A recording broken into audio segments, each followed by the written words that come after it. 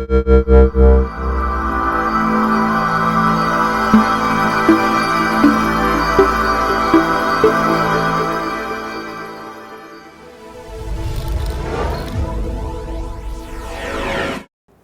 છો વિદ્યાર્થી મિત્રો? હું મૌલિક ઝાલાવાડિયા આપ સૌનું લિબર્ટી કેરિયર એકેડેમીમાં હાર્દિક સ્વાગત કરું છું.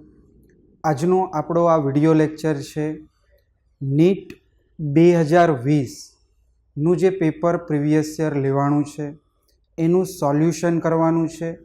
પ્લસ આપણે નીટની અંદર જે સિલેબસ છે એમાં કઈ રીતે કયા પ્રકારના MCQ પૂછાતા હોય છે એની પણ આપણે ચર્ચા કરવાની છે.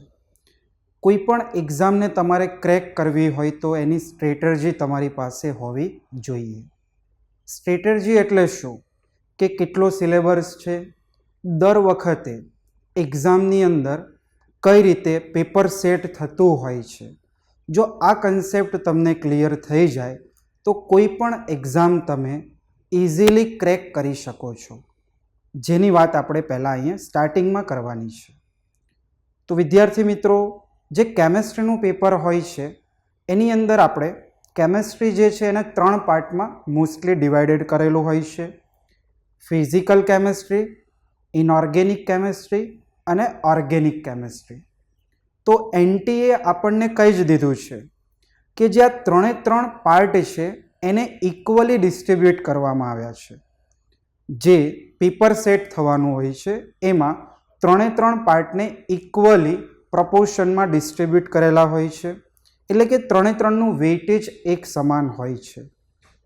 છતાં પણ અમુક વખત એકાદા 2 પ્રશ્નોમાં પ્લસ માઇનસ હોય છે, પણ મોટાભાગનું તમે પેપર જોશો તો એ જ પ્રકારનું તમને સેટ થયેલું જોવા મળશે. હું તમને અહીંયા જે નીટ 2020માં ટેસ્ટ પેપર લેવાનું છે એનું થોડું એનાલિસિસ અહીંયા સમજાવું છું, પછી આપણે આગળ જે પેપરના ક્વેશ્ચન છે એને સોલ્વ કરીએ છીએ. તો જુઓ, નીટ 2020 પેપર એનાલિસિસ. તો આપણે જે આખું પેપર છે એને ક્લાસ વાઇઝ ડિવાઈડ કરેલું છે, ક્લાસ 11 એન્ડ ક્લાસ 12. ધોરણ 11 અને ધોરણ 12 બે ક્લાસમાં આપણે અલગ અલગ એને ડિવાઈડ કર્યું છે. પ્લસ આપણે ફિઝિકલનો પોર્શન અલગ, ઇનઓર્ગેનિકનો પોર્શન અલગ અને ઓર્ગેનિકનો પોર્શન પણ અલગ અલગ કરેલો છે. આ ઉપરાંત આપણે ક્વેશ્ચનને 3 અલગ અલગ પ્રકારમાં પણ ડિસ્ટ્રીબ્યુટ કરેલા છે કે ઇઝી ક્વેશ્ચન્સ કેટલા પૂછાણા હતા, નંબર ઓફ મોડરેટ એટલે કે મીડિયમ ક્વેશ્ચન્સ કેટલા હતા અને થોડા ડિફિકલ્ટ ક્વેશ્ચન્સ કેટલા હતા, એ વાઇઝ અહીંયા આપણે એનાલિસિસ થોડું કરેલું છે. તો પહેલાં આપણે જોઈએ છીએ કે ધોરણ 11, આ ધોરણ 11નું આપણે લઈ લીધું છે ઓર્ગેનિક કેમેસ્ટ્રી, ઇનઓર્ગેનિક કેમેસ્ટ્રી અને ફિઝિકલ કેમેસ્ટ્રી. તો ધોરણ 11ની અંદર તમે જુઓ તો 3નું એડિશન કરો, 4 + 10 + 7. તો ટોટલ નંબર ઓફ ક્વેશ્ચન્સ કેટલા પૂછાણા છે? 21 પૂછાણા છે ધોરણ 11ના. હવે આપણે ધોરણ 12ની વાત કરીએ તો ધોરણ 12ની અંદર 9 ટોટલ નંબર ઓફ ક્વેશ્ચન, ઇનઓર્ગેનિકના 6 અને ફિઝિકલના 9 પૂછાણા છે. એટલે બાકીના ક્વેશ્ચન્સ જે છે તમારે 24 એ તમારે પૂછાણા છે ધોરણ 12ની અંદર. એટલે પહેલો આઈડિયા તમને એ અહીં આવવો જોઈએ કે ધોરણ 12નો જે સિલેબસ છે એ થોડો આપણા માટે ઇમ્પોર્ટન્ટ હોય છે. દર વર્ષે ધોરણ 12ની અંદર 3 થી 4 ક્વેશ્ચન્સ તમારે વધારે પૂછાતા હોય છે. તો ધોરણ 12 ઉપર આપણે વધારે ફોકસ કરવાનું થશે. 2020ની અંદર ધોરણ 12માંથી નીટના ટોટલ 24 MCQ પૂછાણા હતા.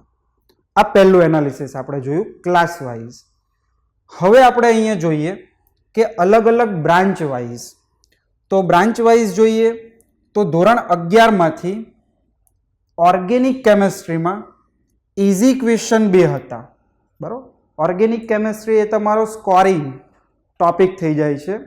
મીડિયમ ક્વેશ્ચન જુઓ તો 2 હતા, ડિફિકલ્ટ ક્વેશ્ચન 0 હતા. ધોરણ 11માંથી ઓર્ગેનિકના જે ડિફિકલ્ટ ક્વેશ્ચન્સ છે એ 0 હતા. એટલે સિમ્પલ ક્વેશ્ચન તમને ત્યાં પૂછાય છે. કેવા કે હાઇબ્રિડાઇઝેશન એટલે કે સંકરણ કયા પ્રકારનું હોય, ઘણી વખત કોઈ કાર્બનિક સંયોજનનું નામકરણ પૂછાઈ જતું હોય છે, સિગ્મા પાઈ બંધ પૂછાતું હોય છે, પ્લસ તમને કોઈ નેમ રિએક્શન પૂછાતી હોય છે. ક્લિયર? એક જ સજેશન છે મારું તમને કે આપણે કેમેસ્ટ્રીની અંદર જે એનસીઆરટી બુક છે એ એનસીઆરટી બુક કમ્પ્લીટ કરી દેવાની. મોટાભાગનું આખું કેમેસ્ટ્રીનું પેપર આપણું એનસીઆરટી બેઝ હોય છે. એનસીઆરટી 12થી એક પણ એમસીક્યુ નહીં આવતો. ક્લિયર? એટલે એનસીઆરટી આપણે કમ્પ્લીટ કરવાનું. તો આ ધોરણ 11નું આપણે જોયું ઓર્ગેનિક પોર્શન. ચલો ધોરણ 11ની અંદર ઇનઓર્ગેનિક. તો જો ઇનઓર્ગેનિકનું તમે ઓલ ઓવર વેઇટેજ જુઓ તો અહીંયા 10 એમસીક્યુ પૂછાણા હતા. તો આ જે ઇનઓર્ગેનિક છે એ મોટાભાગનું બહુ સરળ તમને પડે. મોટાભાગની વસ્તુ એ ફેક્ટ યાદ જ રાખવાની હોય છે ઇનઓર્ગેનિક કેમેસ્ટ્રીમાં. તો એની અંદર તમને 10 એમસીક્યુ પૂછાયા હતા. જો એમાં ઇઝી ક્વેશ્ચન હતા 3, મીડિયમ ક્વેશ્ચન હતા 4 અને ડિફિકલ્ટમાં થોડું તમારે વિચારવું પડે. ડિફિકલ્ટમાં થોડું તમારે થિંકિંગ કરો તો એનું પણ સોલ્યુશન થઈ જ જાય. એટલા કોઈ ડિફિકલ્ટ ક્વેશ્ચન નથી હોતા.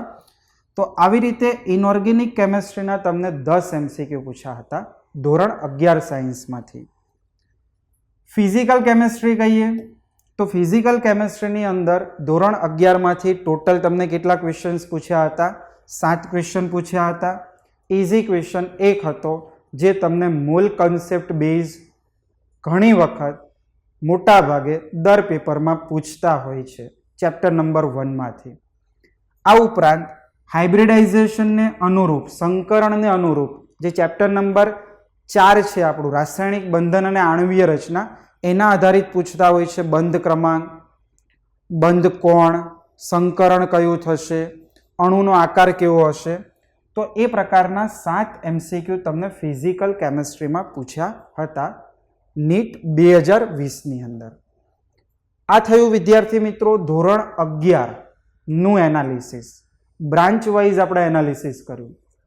હવે આપણે જઈએ છીએ ધોરણ 12માં. તો ધોરણ 12ની અંદર ટોટલ ક્વેશ્ચન જે પૂછાણા હતા 24 ક્વેશ્ચન્સ હતા. ઇન ઓર્ગેનિક કેમેસ્ટ્રીમાંથી કેટલા પૂછાણા હતા? તો ઓર્ગેનિક કેમેસ્ટ્રીની અંદર ટોટલ 9 ક્વેશ્ચન પૂછાણા હતા. 11માં તમે જોયું 11મા ધોરણમાં ઓર્ગેનિક કેમેસ્ટ્રીના અંદર 2 જ ચેપ્ટર છે, ચેપ્ટર નંબર 12 અને ચેપ્ટર નંબર 13.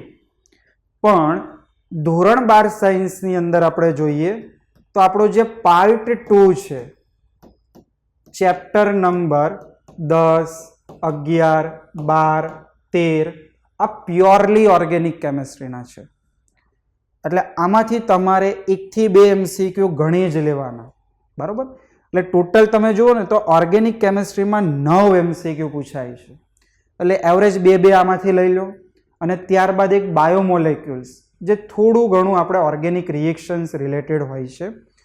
તો આવી રીતે ટોટલ 9 ક્વેશ્ચન પૂછાણા હતા ધોરણ 12 સાયન્સમાં ઓર્ગેનિક પોર્શનમાંથી.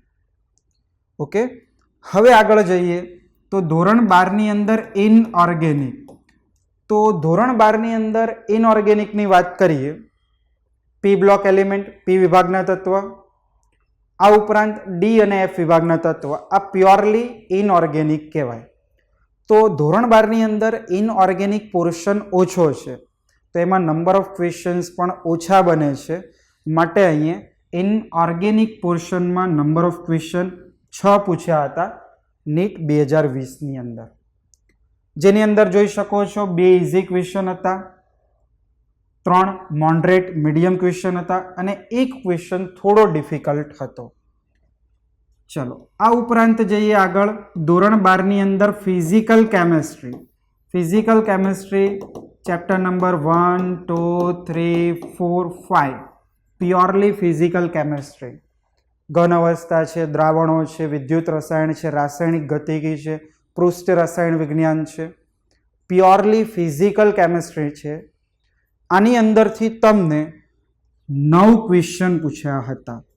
તમે જોઈ શકો છો અહીંયા કે ધોરણ 12 ની અંદર ઓર્ગેનિક અને ફિઝિકલ ઓલમોસ્ટ સિમિલર થઈ ગયું, 9 ક્વેશ્ચન.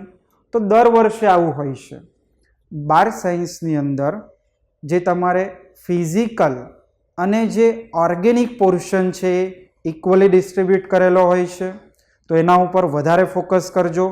એના જે એમસીક્યુ હોય છે ખૂબ જ સરળતાથી સોલ્વ થઈ જાય એવા હોય છે, મેથેમેટિકલ હોય છે, રિએક્શન્સવાળા હોય છે.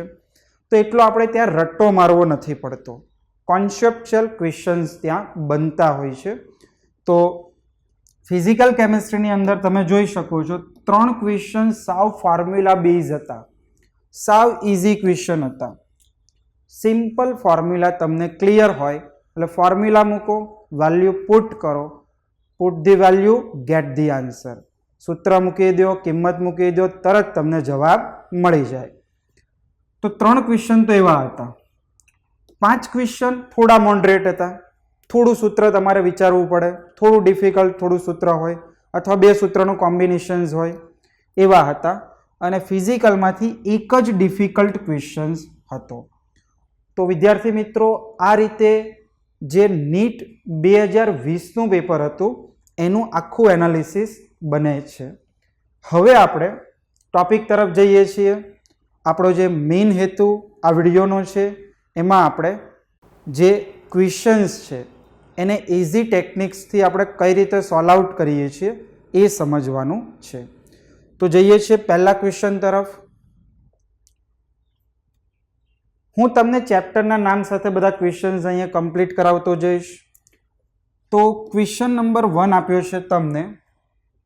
ધોરણ 11 સાયન્સ અને 12 સાયન્સ એ બંનેમાં આ ટોપિક જોવા મળે છે. આ જે છે એ ઓક્સાઇડ, બરાબર, જે આપણી પાસે આવર્ત કોષ્ટક છે એ આવર્ત કોષ્ટકના જે તત્વો છે એ ઓક્સિજન સાથે પ્રક્રિયા કરી શું બનાવે છે? ઓક્સાઇડ બનાવે છે. અને આપણને આવર્ત કોષ્ટકમાંના જે ઓક્સાઇડ્સ હોય છે એ અલગ અલગ ગુણધર્મવાળા જોવા મળે. એસિડિક પણ હોઈ શકે, બેઝિક પણ હોઈ શકે, ઉભય ગુણધર્મી પણ હોઈ શકે અને તટસ્થ પણ હોઈ શકે. તો આની અંદર શું છે મેથડ એ સમજી લેજો. જે ધાતુના ઓક્સાઇડ હોય છે મોસ્ટલી એ બેઝિક ગુણધર્મ ધરાવતા હોય છે. ધાતુના જે ઓક્સાઇડ હોય એને તમે પાણીમાં ઓગાળો એટલે એ બેઝ છૂટો કરશે, OH-. તો આની અંદર આપણે વાત કરીએ બેરિયમ ઓક્સાઇડ. આ છે ધાત્વિય ઓક્સાઇડ. બેરિયમ ઓક્સાઇડને જ્યારે તમે પાણીમાં ઓગાળો છો ત્યારે એ બેરિયમ હાઇડ્રોક્સાઇડ બનાવે છે. તો જે ઓક્સાઇડ પાણીમાં ઓગળીને હાઇડ્રોક્સાઇડ બનાવે એ બેઝિક ગુણધર્મ થયું. એટલે આ તમારે શું થઈ ગયો? બેઝિક ઓક્સાઇડ થયો. આપણે શું કરવાનું છે? જોડકાઓ જોડવાના છે, ઓક્સાઇડ અને એનો નેચર. તો અહીંયા આપણે લખી શકાય બીની સામે બેઝિક એટલે 1. ક્લિયર? બીની સામે શું આવશે? 1. ચલો એના પછી આવે છે કાર્બન મોનોક્સાઇડ. તો કાર્બન મોનોક્સાઇડ એ અધાતુ, CO છે આપણી પાસે, અધાતુ છે, એનો ઓક્સાઇડ છે. તો અધાતુના ઓક્સાઇડની અંદર પાછા 2 પ્રકાર. કાર્બન છે એ તટસ્થ ઓક્સાઇડ બનાવે, પણ તમારી પાસે વધારે વિદ્યુત ઋણ જેવા કે હેલોજન હોય, સમૂહ નંબર 16 હોય ઓક્સિજન, એના જે ઓક્સાઇડ હોય અધાતુના એ સ્વભાવે આપણને એસિડિક જોવા મળે છે. આ સમૂહ નંબર 14નું તત્વ છે એટલે વચ્ચેના છે. એટલે CO કેવું હોય છે? તટસ્થ હોય છે. તો અહીંયા આવશે તટસ્થ 2. હવે આ વાત આવે છે આ ક્લોરીનનો ઓક્સાઇડ Cl2O7. Cl2O7 ને જ્યારે પાણીમાં ઉમેરવામાં આવે છે ત્યારે એસિડ છૂટું પાડે છે HClO4 પર ક્લોરિક એસિડ.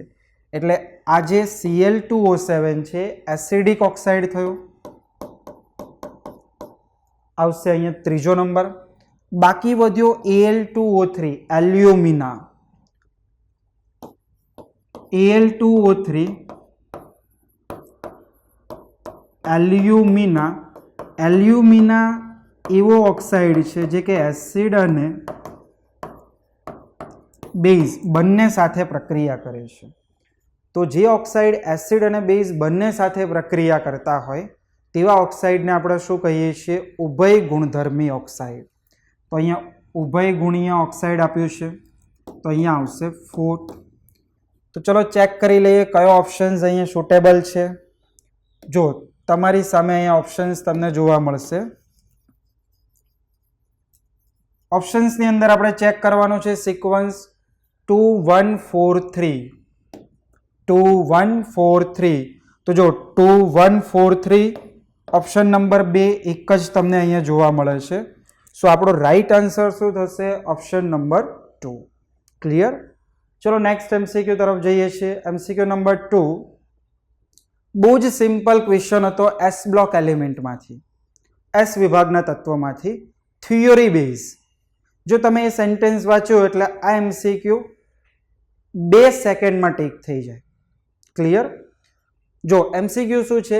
નીચે આપેલા ધાતુ આયન ઘણા બધા ઉત્સેચકોને કાર્યવંત એટલે કે ઉત્તેજિત કરે છે, પ્રમોટ કરે છે. તેઓ ગ્લુકોઝના ઓક્સિડેશનથી એટીપીના ઉત્પાદનમાં ભાગ લે છે અને સોડિયમ સાથે જ્ઞાનતંતુ સંદેશ વહન ટ્રાન્સમિશન માટે પણ જવાબદાર છે. ઓપ્શન્સ તમને આપ્યા છે લોખંડ, તાંબુ, પોટેશિયમ અને કેલ્શિયમ. તો જે પોટેશિયમ છે આ સોડિયમ અને પોટેશિયમની જૈવિક ઉપયોગિતામાં આપેલો ટોપિક છે. પોટેશિયમ છે એ શું કરે છે કે જે ઉત્સેચકો હોય એને ઉત્તેજિત કરે છે.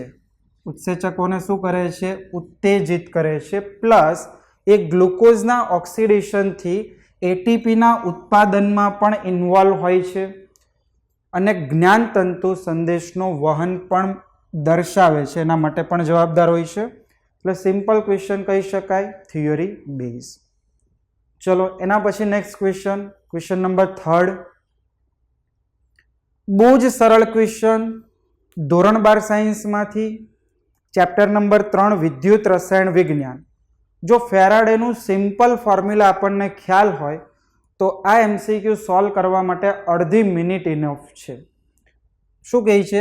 પીગાળેલ કેલ્શિયમ ક્લોરાઇડ.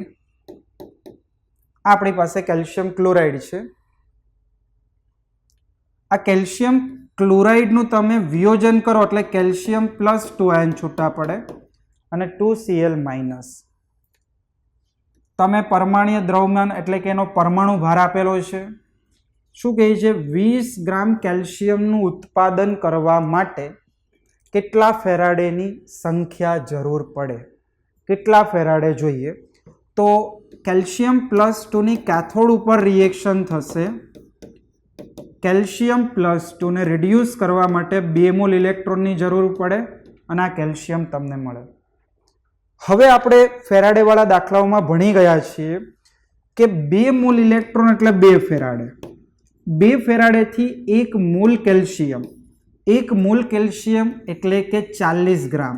તમને પરમાણ્વીય દળ આપ્યું છે ગ્રામ પર મોલ, એટલે કે 1 મોલમાં 40 ગ્રામ કેલ્શિયમ છે. એટલે 2 ફેરાડેથી આપણને શું મળ્યું? 40 ગ્રામ કેલ્શિયમ. તમને શું કહે છે પ્રશ્નમાં? 20 ગ્રામ કેલ્શિયમ મેળવવું છે. તો કેલ્ક્યુલેશન કરો. 20 ગ્રામ કેલ્શિયમ મેળવવા માટે કેટલા ફેરાડે જોઈએ? Simple logical question. 2 ફેરાડેથી 40 ગ્રામ તો 1 ફેરાડેથી 20 ગ્રામ. કેલ્ક્યુલેશન આવી રીતે કરી શકો, ક્રોસ મલ્ટીપ્લાય. 2 × 20/40. આન્સર આવશે 1 ફેરાડે. સો ઓપ્શન નંબર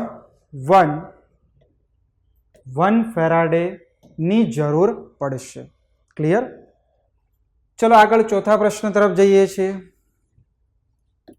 ચોથો પ્રશ્ન તમને આપ્યો છે ધોરણ 12 સાયન્સ ચેપ્ટર નંબર 10 વુડ્સ પ્રક્રિયા, હેલો આલ્કેન અને હેલો એરિનની ઓર્ગેનિક ક્વેશ્ચન છે.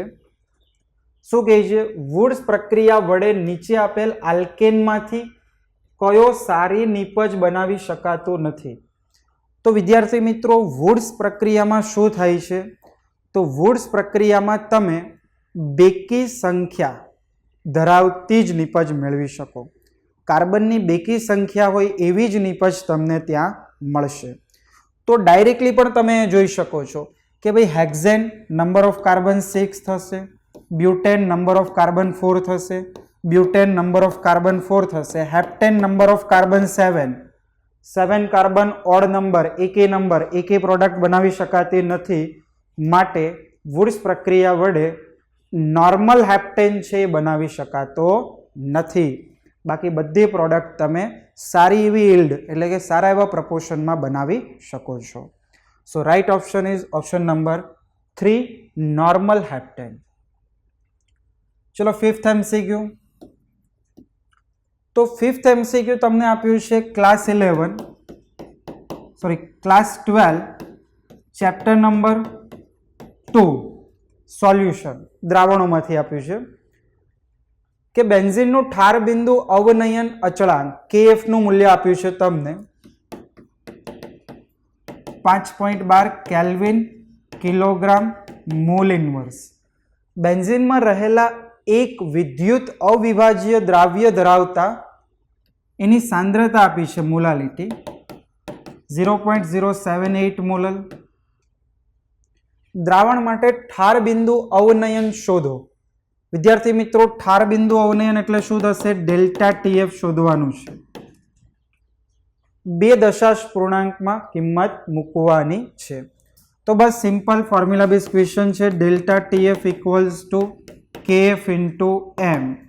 ચલો KF આપ્યો છે તમને 5.12 ઇન્ટુ મોલાલિટી 0.078. મલ્ટીપ્લાય કરો એટલે તમને અહીંયા શું મળશે? એનો આન્સર મળશે. જો 512 ઇન્ટુ 78 કરી નાખો 0, 7 દુ 14, વધી આવી 1, 7 1 7, 8, 7 5 35, 8 દુ 16 નો છગડો વધી આવી 1, 8 1 8, 9, 8 5 40, 6 13 વધી 1, 9 9 3. તો તમને મળે છે 39936. હવે પોઈન્ટ જુઓ તો 2 અને આ 3, 5 પોઈન્ટ કાપી નાખો તો આ પોઈન્ટ અહીંયા છે 1 2 3 4 5 એટલે 0.3996. ચલો કયો ઓપ્શન અહીંયા સુટેબલ થાય છે? 0.399 એપ્રોક્સ 0.4 થઈ જશે એટલે જવાબ આવશે ઓપ્શન નંબર 3, રાઈટ આન્સર. ચલો તો પછી હવે નેક્સ્ટ આપણે જોઈએ છે MCQ નંબર 6. જો તમને પ્રશ્ન આપ્યો છે 2 બ્રોમો પેન્ટેનની વિલોપન પ્રક્રિયામાંથી બનતો પેન્ટ 2 ઇન એ નીચેનામાંથી શોધો. તો વિદ્યાર્થી મિત્રો, પહેલાં તો આ જે MCQ છે એ ધોરણ 12 સાયન્સમાં ચેપ્ટર નંબર 10 હેલો આલ્કેન અને હેલો એરિનમાંથી પૂછેલો છે. બીટા વિલોપન પ્રક્રિયા છે. તો જો પ્રક્રિયા આપણે અહીંયા સમજીએ. 2 બ્રોમો પેન્ટેન આપણી પાસે છે. પેન્ટેન એટલે 5 કાર્બન, સેકન્ડ ઉપર Br છે. આ એનું બંધારણ થશે. હવે તમને શું કીધું છે? આમાંથી બને છે પેન્ટ 2 ઇન. હવે આપણે શું કરીએ છીએ? KOH ઉમેરીએ છીએ આલ્કોહોલિક અને માઇનસ KBr. જો આ આલ્ફા કાર્બન, આ બંને બીટા કાર્બન. તો અહીંયા તમને 2 પોસિબલ પ્રોડક્ટ મળે છે. પેન્ટ 1 ઇન અને અહીંયાથી હાઇડ્રોજન જાય તો પેન્ટ 2 ઇન. તો આપણને આપ્યું છે CH3 CH double bond CH CH2 CH3 એટલે આ સંયોજન થઈ ગયું પેન્ટ 2 ઇન. ચલો પેન્ટ 2 ઇન મળે છે, માઇનસ KBr થશે, માઇનસ H2O થઈ જશે. તો આ પ્રક્રિયાઓ વિશે તમને અહીં અલગ અલગ પોઈન્ટ આપ્યા છે કે પહેલું આપ્યું છે બીટા વિલોપન પ્રક્રિયા છે. તો યસ, જો બીટા વિલોપન કેમ કીધું? તો અહીંયા બીટા કાર્બન ઉપરથી હાઇડ્રોજનનું વિલોપન થાય છે, માટે આપેલ પ્રક્રિયા બીટા વિલોપન પ્રક્રિયા છે. ચલો બીજું, તો આ જે નિયમ છે, અહીંયા તમને બે પ્રોડક્ટ મળતી હોય છે, એમાં એક પ્રોડક્ટનું પ્રમાણ વધારે હોય છે જ્યારે બીજી પ્રોડક્ટનું પ્રમાણ ઓછું હોય છે. આ જે નિયમ છે એ જેટસેવ નામના સાયન્ટિસ્ટે આપેલો છે, તો આને જેટસેવ નિયમ તરીકે પણ ઓળખવામાં આવે છે. તો આ જે પ્રોડક્ટ છે એમાં દ્વિબંધની આજુબાજુ બે આલ્કાઇલ સમૂહ છે. જ્યારે પેન્ટ 1 ઇનની આપણે વાત કરીએ, આમાં તમને પેન્ટ 1 ઇન પણ મળશે, આવું બંધારણ. આ પેન્ટ 1 ઇન છે એ ઓછા પ્રમાણમાં મળે છે, જે જેટસેવ પ્રોડક્ટ નથી. એટલે જેટસેવ નિયમને અનુસરે છે આ પ્રોડક્ટ. યસ. પછી આ રિએક્શનની અંદર તમે જોઈ શકો છો, અહીંયાથી આ બીઆર એટલે કે હેલોજન છૂટો પડે છે અને બીટા કાર્બન ઉપરથી હાઇડ્રોજન છૂટો પડે છે. તો હાઇડ્રોજન અને હેલોજન છૂટા પડવાની જે આ પ્રોસેસ હોય છે એને આપણે શું કહીએ છીએ? ડિહાઇડ્રોહેલોજિનેશન પ્રક્રિયા. તો આ પણ સાચું છે. ડી તમને આપ્યું છે નિર્જળીકરણ પ્રક્રિયા, તો આ નિર્જળીકરણ પ્રક્રિયા નથી. હવે તમને ઓપ્શન્સ આવા આપ્યા હતા 1 2 3 4, તો અહીંયા કયા કયા સાચા છે એ આપણે શોધવાના છે. તો એ, બી અને સી. તો એ, બી અને સી એટલે આપણો ઓપ્શન આવશે પહેલો. ક્લિયર? ચલો એના પછી આગળ જઈએ છીએ વિદ્યાર્થી મિત્રો. એમસીક્યુ નંબર 7 જુઓ. તો 7 નંબરનો એમસીક્યુ હતો, નીચે આપેલાને જોડો અને સાચો વિકલ્પ ઓળખી બતાવો. તો વિદ્યાર્થી મિત્રો આ જે એમસીક્યુ છે એ ધોરણ 11 માંથી પૂછાયેલો એમસીક્યુ છે. અલગ અલગ ચેપ્ટરનો મિક્સ કરેલો એમસીક્યુ છે. પહેલું જે CO+H2 આપ્યું છે ને એ હાઇડ્રોજનવાળા પાઠનો એમસીક્યુ છે. CO+H2 જે છે એને આપણે જળવાયુ અથવા સંશ્લેષિત વાયુ કહીએ છીએ. તો એની સામે આવશે 3 સંશ્લેષિત વાયુ. પાણીની અસ્થાયી કઠિનતા, તો એ પણ હાઇડ્રોજનવાળા ચેપ્ટરનો જ છે, કે જેની અંદર મેગ્નેશિયમ હાઇડ્રોજન કાર્બોનેટ અને કેલ્શિયમ હાઇડ્રોજન કાર્બોનેટ એ પાણીની અસ્થાયી કઠિનતા છે. તો બીની સામે આવશે 1. હવે આપ્યું છે તમને B2H6 ડાયબોરોન. તો ડાયબોરોન જે છે એ ઇલેક્ટ્રોન અછત ધરાવતો હાઇડ્રાઇડ સંયોજન છે. તો સીની સામે શું આવશે? 2. હવે તમારી પાસે છે H2O2 હાઇડ્રોજન પેરોક્સાઇડ. એનું બંધારણ અડધી ખુલ્લી રાખેલું પુસ્તક જેવું હોય. અહીંયા તમને કીધું છે બિન સમતલ્ય બંધારણ. તો યસ, સમતલ્ય બંધારણ એટલે આવું સમતલમાં આવવું જોઈએ, પણ આ બિન સમતલ્ય છે એટલે ડીની અંદર આવશે 4. તો આ સિક્વન્સ થવો જોઈએ 3 1 2 અને આ 4. તો અહીંયા જોઈ શકો છો 3 1 2 4 કયા ઓપ્શનમાં છે? તો જો પહેલા ઓપ્શનમાં જ જોવા મળે છે 3 1 2 4, એટલે સાચો આન્સર શું આવશે? ઓપ્શન નંબર એ. ચલો આગળ એમસીક્યુ નંબર 8 જુઓ. નીચે આપેલમાંથી કયું એક પરમાણુઓની સંખ્યા મહત્તમ ધરાવતું હશે? તમને આવા અલગ અલગ ઓપ્શન્સ આપ્યા છે અને આ ઘણી વખત નીટમાં હોય જ છે આ મેથડ. આ જે એમસીક્યુ છે એ ધોરણ 11 સાયન્સમાંથી ચેપ્ટર નંબર 1 મૂળ સંકલ્પનાને આધારિત એમસીક્યુ છે. તો મોટા ભાગે આ પ્રકારનો એમસીક્યુ હોય છે. ઘણી વખત કીધું હોય મહત્તમ પરમાણુ કયા હશે, અથવા કીધું હોય નિમ્નતમ પરમાણુઓ કેટલા હશે, કયા હશે. તો આમાં તમારે એક જ વસ્તુ શોધી કાઢવાની, મૂળ શોધી કાઢવાના. આપણે ગણવાના નથી, ખાલી મૂળ કન્સેપ્ટ ક્લિયર હોવો જોઈએ. જેટલા મૂળ વધારે મળે એટલા પરમાણુ અથવા અણુની સંખ્યા વધારે થશે. જેટલા મૂળ ઓછા મળે એટલા પરમાણુ અથવા અણુની સંખ્યા ઓછી થતી હોય છે. કારણ કે આપણે સૂત્ર જાણીએ છીએ. આપણે શું લખીએ છીએ? પરમાણુની સંખ્યા શોધવા માટે મોલ ઇન્ટુ એવોગેડ્રો. હવે મોલ વધારે મળશે, એવોગેડ્રો તો એક અચળ કિંમત છે, જેનું મૂલ્ય કેટલું થાય છે 6.022 ગુણ્યા 10⁻23। તો આ તો અચળાંક છે, તો મોલની સંખ્યા જેટલી વધશે એટલી પરમાણુની સંખ્યા વધશે। આપણને પ્રશ્નમાં પૂછ્યું છે મહત્તમ પરમાણુની સંખ્યા, તો બધાના મૂલ વિશે વિચારીએ। તો જો દરેકમાં તમને દળ આપ્યું છે 1 ગ્રામ 1 ગ્રામ 1 ગ્રામ અને 1 ગ્રામ, તો દરેકનું તમે અહીંયા પરમાણ્વીય દળ ખાલી જુઓ, કારણ કે મૂલનું સૂત્ર આપણી પાસે એવું હોય છે દળ છેદમાં પરમાણુ દળ અથવા અણુભાર। તમને દળ તો બધામાં એક જ આપ્યું છે, તો જેનું પરમાણુ દળ અથવા અણુભાર વધારે હશે, છેદ વધારે થશે, તો મોલ કેવા મળશે? ઓછા મળશે, એટલે પરમાણુની સંખ્યા ઓછી થશે। પણ આપણે પરમાણુની સંખ્યા શું કરવાની છે? મહત્તમ શોધવાની છે।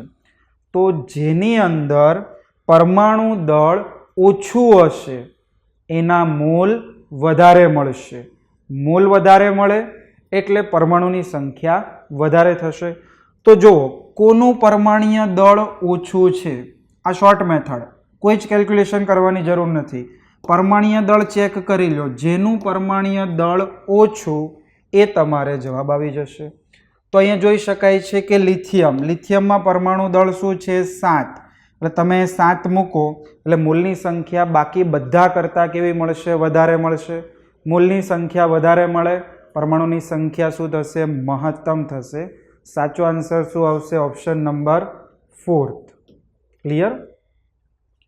ચલો આગળ જઈએ છીએ એમસીક્યુ નંબર 9। તો જો 9મું એમસીક્યુ તમને ધોરણ 12 સાયન્સ ચેપ્ટર નંબર 4 રાસાયણિક ગતિકીમાંથી આપેલો છે। બહુ જ ઇન્ટરેસ્ટિંગ ચેપ્ટર છે। તો રાસાયણિક ગતિકીનો એક એમસીક્યુ તમને આપ્યો છે, ખૂબ જ સરળ એમસીક્યુ, કે એક પ્રથમ ક્રમની પ્રક્રિયા માટે વેગ અચળાંક એટલે કે કેનું મૂલ્ય આપેલું છે। ચલો કેનું મૂલ્ય 4.606 ગુણ્યા 10⁻³ સેકન્ડ ઇન્વર્સ છે। તમારી પાસે જે પ્રક્રિયક છે એનો શરૂઆતનો જથ્થો આપ્યો છે 2 ગ્રામ, એમાંથી પ્રક્રિયકનો જથ્થો 0.2 ગ્રામ થઈ જાય છે, એટલે શરૂઆતની સાંદ્રતા આપણે લઈએ છીએ R0, જેને લઈ લીધું આપણે 2.0 ગ્રામ, અને જે R આપ્યો છે એ છે 0.2 ગ્રામ। તો તમારે સમય શોધવાનો છે T બરાબર કેલ્ક્યુલેટ। તો બસ સિમ્પલ ફોર્મ્યુલા બેઝ ક્વેશ્ચન છે। ચલો ફોર્મ્યુલા શું આવશે? તો પ્રથમ ક્રમ માટે આપણે શું કરીએ છીએ? K બરાબર 2.303 by T log R0 by R। ચલો તમારે T શોધવાનું છે, T ને સૂત્ર કરતા કરીએ એટલે T બરાબર શું થઈ જશે?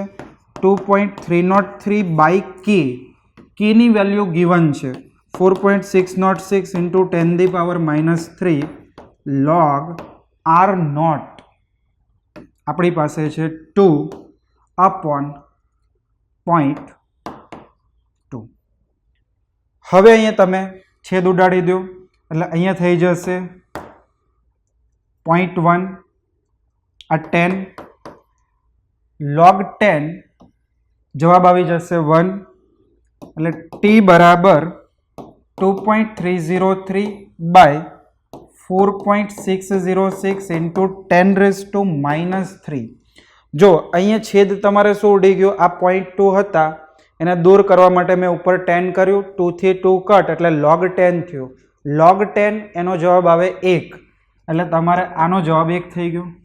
તો બાકી શું વધ્યું? તો જો આખું 2 થી છેદ ઉડે છે, અહીંયા 2 કરી દીધું એટલે 1/2, 10⁻³ ઉપર જવા દો એટલે 10⁻+3, 1/2 એટલે 0.5 into 10⁻³ એટલે 1000, એટલે મલ્ટીપ્લાય કરો એટલે જવાબ શું આવશે? 500 યુનિટ આવશે સેકન્ડ, યુનિટ શું આવશે? સેકન્ડ।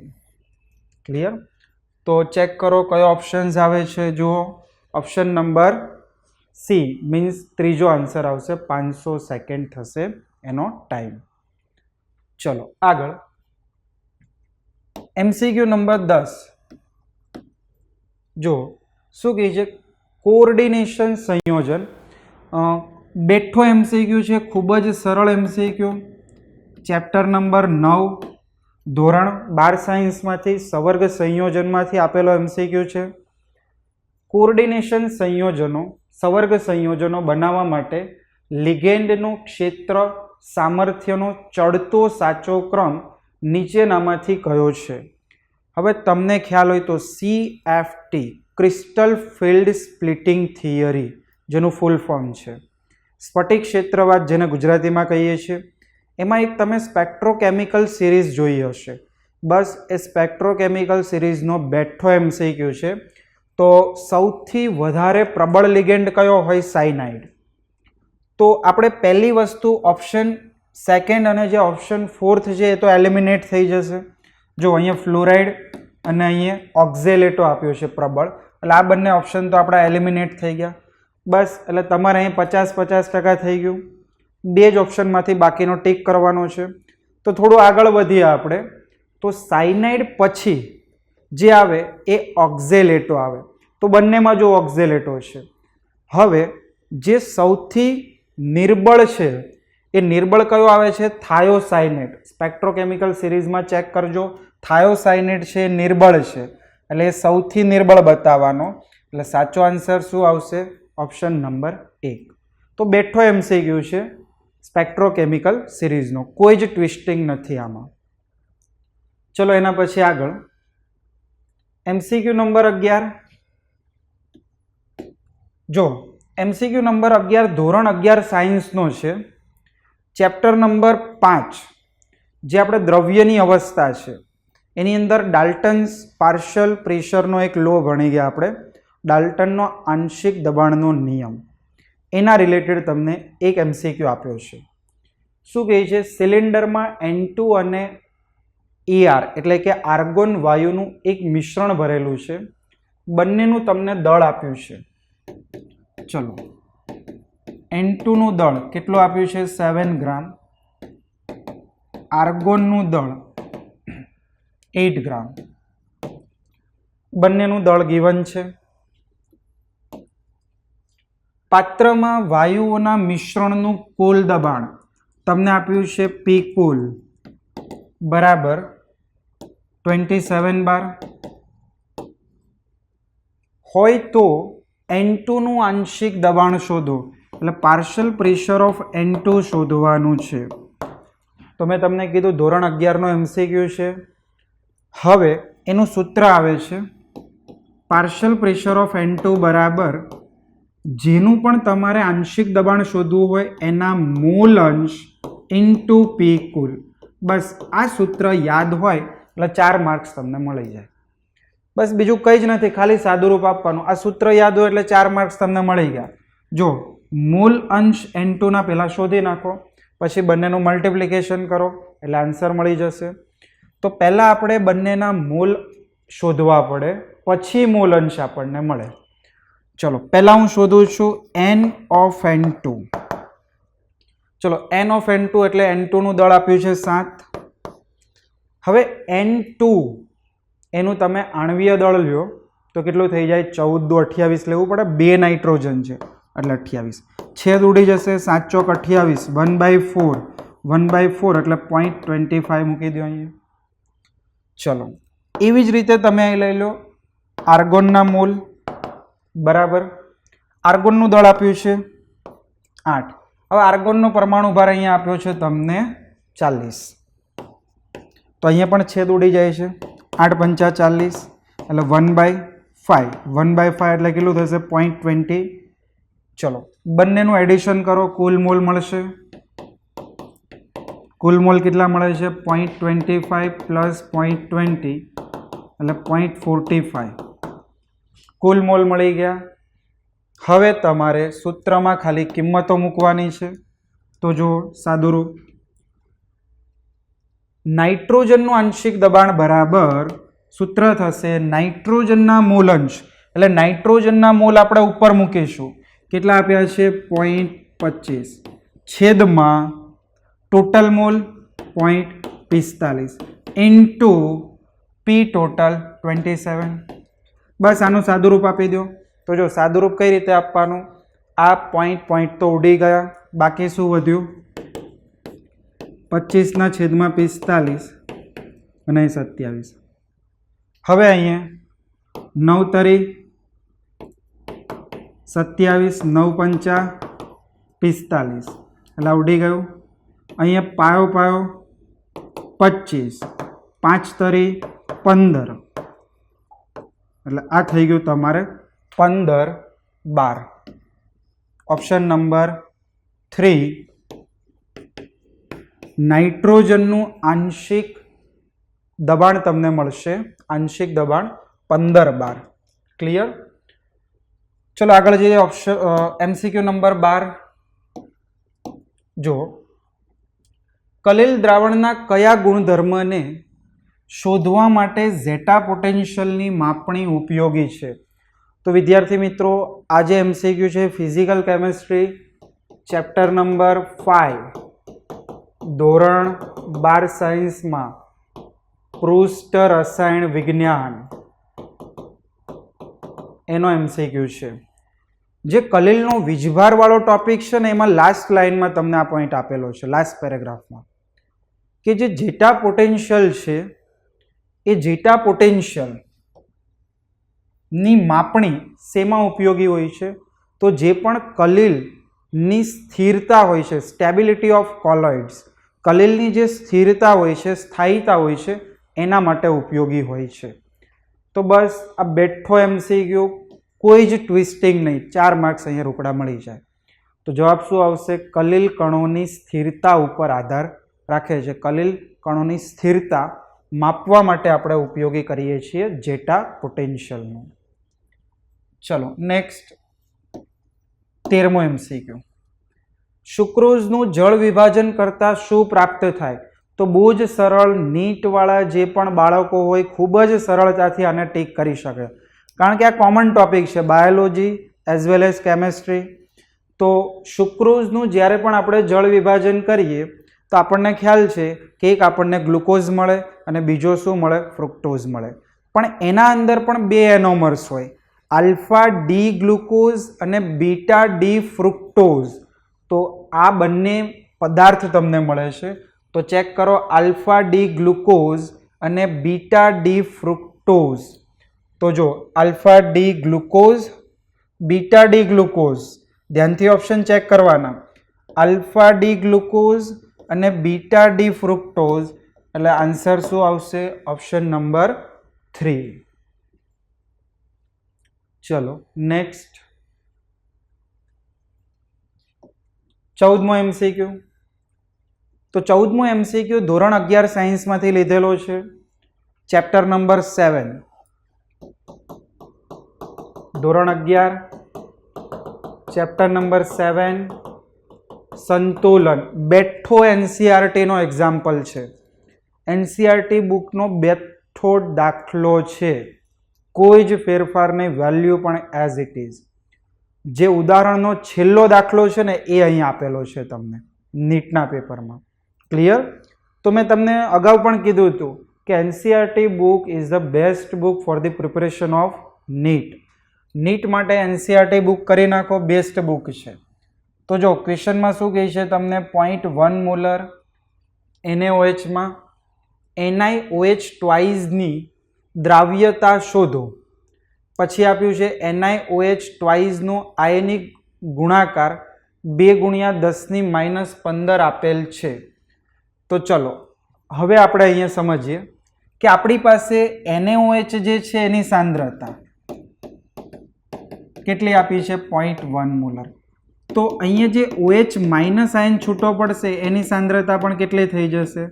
0.1 મોલર થઈ જશે. હવે તમે NiOH ટ્વાઇઝને NaOH માં ડિઝોલ્વ કરો છો એટલે કોમન આયન ઇફેક્ટ થાય અહીંયા. તો જો કઈ રીતે તમે દ્રાવ્યતા એની શોધશો? પહેલા તો આનું આયનીકરણ કરો. આ સોલ્ટને આપણે જ્યારે પાણીમાં દ્રાવ્ય કરીએ છીએ ત્યારે આપણને Ni+2 અને 2 OH માઇનસ આયન મળે છે, બરાબર. પ્લસ અહીંયા તમે NaOH નાખેલું છે 0.1 મોલર એટલે એની સાંદ્રતા પણ અહીંયા એડ થશે. આ વસ્તુ ખાસ અંદર મેન્શન કરવાની છે. તો જો કઈ રીતે ધારી લો કે Ni+2 આયન છે એની સોલ્યુબિલિટી, એની દ્રાવ્યતા એ આપણે S ધારી લઈએ. દ્રાવ્યતા સોલ્યુબિલિટી S મોલ પર લીટર આપણે લઈ લઈએ છીએ. અહીંયા 1 મોલ હતો એટલે 1 S લીધો, અહીંયા 2 મોલ છે એટલે અહીંયા મેં શું કર્યું 2S. હવે અહીંયા NaOH 0.1 મોલર અંદર પ્રેઝન્ટ છે એટલે તમારે અહીંયા જે એની સાંદ્રતા જે એડ હશે હું એ લખું છું NaOH ની અંદર જે OH- આયન છે એની તમારે અહીંયા દ્રાવ્યતા લેવી પડશે 0.1. ચલો બસ એટલી જ વસ્તુ છે, આ જ વસ્તુ સમજવાની. હવે ખાલી સાદુરૂપ આપવાનું છે. તમારી પાસે જો KSP આપ્યો છે આયોનિક ગુણાકાર 2 × 10⁻15 તમારે શોધવાનું છે દ્રાવ્યતા એટલે કે S શોધવાનું છે. તો અહીંયા થઈ જશે KSP બરાબર S × 2S + 0.1 એના ઉપર સ્ક્વેર. ચલો હવે અહીંયા 2S + 0.1 છે એમાંથી આપણે એક વસ્તુ નેગ્લેક્ટ થઈ જશે. શું? આ 2S 0.1ની સાપેક્ષમાં જે દ્રાવ્યતા છે એ ખૂબ જ નાની હશે એટલે આપણે આવી રીતે લખી શકીએ 0.1 ઇઝ ગ્રેટર દેન 2S. એટલે આને તમે નેગ્લેક્ટ કરી દીધું એટલે બાકી શું વધ્યું? તો KSP. તો KSP નું મૂલ્ય આપ્યું છે 2 × 10⁻15 બરાબર આ S અહીંયા શું થઈ જશે 0.1 એનો સ્ક્વેર. એટલે 0.1 ને તમે 10⁻1 લખી દો એનો સ્ક્વેર એટલે શું થઈ જશે S 10⁻². આ છેદમાં આવશે, આપણે શોધવાનું છે S. તો S બરાબર થઈ જશે 2 × 10⁻15 છેદમાં 10⁻2 એટલે આ ઘાત ઉડાડો એટલે બાકી શું વધ્યું 10⁻13. તો S બરાબર 2 × 10⁻13 મોલ પર લીટર. તો આ થઈ ગયો તમારો જવાબ. તો જો કયું આવે મોલ પર લીટર લખો અથવા કેપિટલ M લખો, બંને સાંદ્રતાના એકમો છે. તો બોલો કયો આન્સર આવશે અહીંયા? તો જોઈ શકો છો ઓપ્શન નંબર A 2 × 10⁻13 મોલર એટલે સાચો જવાબ શું આવશે? Option number A. ચલો નેક્સ્ટ 15મો MCQ જુઓ. 15મો MCQ તમને આપ્યું છે રાઉલ્ટના નિયમથી મિશ્રણ કે જે ધન વિચલન પ્રદર્શિત કરે, પોઝિટિવ ડેવિએશન ધન વિચલન. રાઉલ્ટનો નિયમ ધોરણ 12માંથી MCQ પૂછ્યો છે, ફિઝિકલ કેમેસ્ટ્રીમાંથી પૂછેલો છે, ચેપ્ટર નંબર 2 દ્રાવણોમાંથી પૂછેલો છે MCQ. તો જો ધન વિચલન ક્યારે પ્રદર્શિત કરે? જ્યારે તમે બે પ્રવાહી મિશ્ર કરો છો અને મિશ્ર કરતી વખતે જૂના જે આકર્ષણ બળો છે એ તૂટી જાય છે એટલે નવા આકર્ષણ બળો જે બને છે ને એ નિર્બળ હોય છે. હવે નવા આકર્ષણ બળો નિર્બળ હશે એટલે જે અણુઓ હશે એ પ્રવાહીમાંથી સરળતાથી છૂટીને બાષ્પ બનાવી શકે અને સરળતાથી જો છટકી જાય અને બાષ્પ બનાવે તો રાઉલ્ટના નિયમથી બાષ્પ દબાણ તમને કેવું મળશે? વધારે મળશે. અને રાઉલ્ટના નિયમથી બાષ્પ દબાણ જો તમને વધારે મળે તો એ રાઉલ્ટના નિયમથી ધન વિચલન પ્રદર્શિત કરશે. ચલો ઓપ્શન ચેક કરીએ છીએ. બેઠા NCERTના એક્ઝામ્પલ્સ લીધેલા છે, કોઈ જ બહારનું એક્ઝામ્પલ નથી. પહેલું આપ્યું છે ઇથેનોલ પ્લસ એસિટોન. તો યસ, સાચો આન્સર આવશે આ. ઇથેનોલની અંદર ઓલરેડી હાઇડ્રોજન બોન્ડિંગ હોય છે જ્યારે એકલું ઇથેનોલ હોય ત્યારે. હવે એમાં શું કરીએ છીએ? આપણે એસિટોન ઉમેરીએ છીએ એટલે ઇથેનોલના અમુક અણુઓ વચ્ચે શું થશે? એસિટોનના અણુઓ યજમાન તરીકે જોડાશે અને એમના વચ્ચેનું જે બોન્ડિંગ હશે, હાઇડ્રોજન બંધ હશે, એને તોડી નાખશે, જેના કારણે ઇથેનોલના અણુઓ સરળતાથી પ્રવાહીમાંથી છટકીને બાષ્પના અણુઓ બનાવી શકશે. માટે ઇથેનોલ પ્લસ એસિટોનનું મિશ્રણ રાઉલ્ટના નિયમથી કેવું ધન વિચલન પ્રદર્શિત કરે છે. તો બાકીના ઓપ્શન્સ ચેક કરી લઈએ. તો અહીંયા તમને આપ્યું છે બેન્ઝીન પ્લસ ટોલ્યુઇન. તો જો બેન્ઝીન અને ટોલ્યુઇન છે ને એ આદર્શ દ્રાવણ બનાવે. ક્લિયર? બેન્ઝીન અને ટોલ્યુઇન કેવું છે? આદર્શ દ્રાવણ. પછી એસિટોન અને ક્લોરોફોર્મ. તો જો એસિટોન અને ક્લોરોફોર્મ જ્યારે ભેગું કરો ને ત્યારે એમના વચ્ચે નવું જે આકર્ષણ બળ બને છે એ હાઇડ્રોજન બોન્ડિંગ બને છે, જે અણુઓને સરળતાથી છટકવા દેતું નથી. અણુઓને સરળતાથી છટકવા નહીં દે એટલે રાઉલ્ટના જે નિયમથી અપેક્ષિત આપણને બાષ્પ દબાણ હશે એના કરતાં ઓછું મળશે. ઓછું મળશે એટલે નેગેટિવ ડેવિએશન આવશે. તો એસિટોન પ્લસ ક્લોરોફોર્મ એ રાઉલ્ટના નિયમથી ઋણ વિચલન દર્શાવે. હવે જો પ્રશ્ન થાય કે એસિટોન અને ક્લોરોફોર્મમાં કઈ રીતે બોન્ડિંગ બનતું હોય, તો જો acetone CH3 C double bond oxygen CH3 થઈ જશે. ક્લોરોફોર્મ CHCl3 બની જશે. હવે અહીંયા તમે જોઈ શકો છો કાર્બન ઓક્સિજન વચ્ચેનો બોન્ડ છે. ઓક્સિજન આંશિક ઋણ વીજભાર, હાઇડ્રોજન આંશિક ધન વીજભાર. આ બંને વચ્ચે બને છે અહીંયા હાઇડ્રોજન બંધ. તો તમે જોયું કે આ A અણુ હતો, આ B અણુ હતો. તો જ્યારે A અને B અલગ અલગ હતા ત્યારે એમાં કોઈ હાઇડ્રોજન બોન્ડિંગ નહોતું, પણ જેવું ભેગું કર્યું એટલે એમાં નવું હાઇડ્રોજન બોન્ડિંગ બન્યું. એટલે દ્રાવણોની અંદરથી જે ઘટકો છે એ સરળતાથી છૂટીને બાષ્પ બનાવી શકશે નહીં. હવે જો બાષ્પ ના બનાવે તો બાષ્પ દબાણ ઓછું થઈ જશે. બાષ્પ દબાણ ઓછું થઈ જાય તો એ રાઉલ્ટના નિયમથી નેગેટિવ ડેવિએશન દર્શાવે છે. તો ખાસ આ રાઉલ્ટના નિયમના જે MCQ હોય છે નીટમાં ઘણી વખત રિપીટ થતા હોય છે.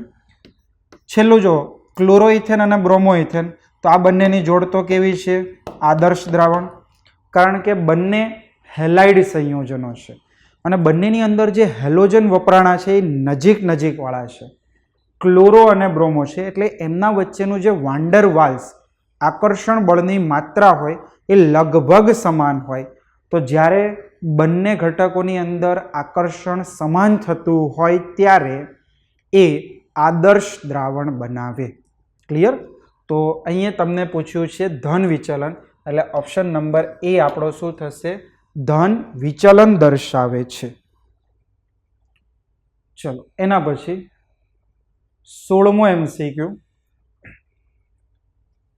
16મા MCQમાં તમને કીધું છે એક અણુ કે જે અસ્તિત્વ ધરાવતો નથી તેને ઓળખી બતાવો. તો જો બહુ સિમ્પલ ક્વેશ્ચન છે, તમે બંધ ખાલી આમાં જોઈ લો ને તો તમને ખ્યાલ આવી જાય. પહેલું આપ્યું છે He2. હવે જે નિષ્ક્રિય વાયુ છે એ કદી ડાયએટોમિક હોતા જ નથી, એ મોનો એટોમિક તરીકે અસ્તિત્વ ધરાવે.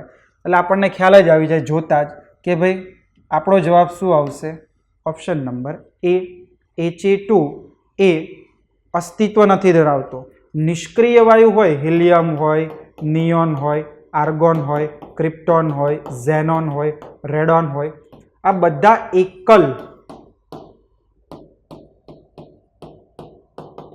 પરમાણુ તરીકે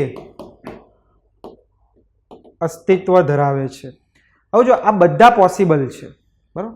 તમે આજે MCQ છે ક્યાંથી નીકળ્યો છે એ પહેલાં ચેક કરી લઈએ. ચેપ્ટર નંબર 4 સ્ટાન્ડર્ડ 11 રાસાયણિક બંધન એન્ડ આણ્વીય રચના. રાસાયણિક બંધન અને આણ્વીય રચનામાંથી આ MCQ બનેલો છે. એની અંદર જે લાસ્ટ ટોપિક છે molecular orbital theory, which is most important topic of the chapter. આ ચેપ્ટરનો ખૂબ જ IMP ટોપિક છે. દર વર્ષે નીટમાં આમાંથી કંઈક ને કંઈક MCQ એક ગણી જ લેવાનું તમારે. અને જે ચેપ્ટર 4 છે એનું વેઇટેજ પણ વધારે છે નીટ માટે. દર વર્ષે નીટમાં 2 થી 3 MCQ હોય જ આ ચેપ્ટરમાંથી. એટલે તમારે 12 માર્ક્સ આમાં પાકા થઈ જાય એ ચેપ્ટર કમ્પ્લીટ કરો તો. કયું ચેપ્ટર? રિપીટ કરું છું, ચેપ્ટર નંબર 4 રાસાયણિક બંધન અને આણ્વીય રચના. હવે આપણને શું કીધું કે કયો અણુ અસ્તિત્વ ધરાવતો નથી એ શોધવાનું છે, બરોબર. તો મેં તમને જવાબ આપી દીધો, He2 અસ્તિત્વ ધરાવતો નથી. બાકી બધા તમે ચેક કરશો ને તો બધાનો બોન્ડ ઓર્ડર એ પોઝિટિવ મળશે. આની અંદર જ્યારે આપણે બોન્ડ ઓર્ડર શોધીએ છીએ તો એ શૂન્ય મળે છે.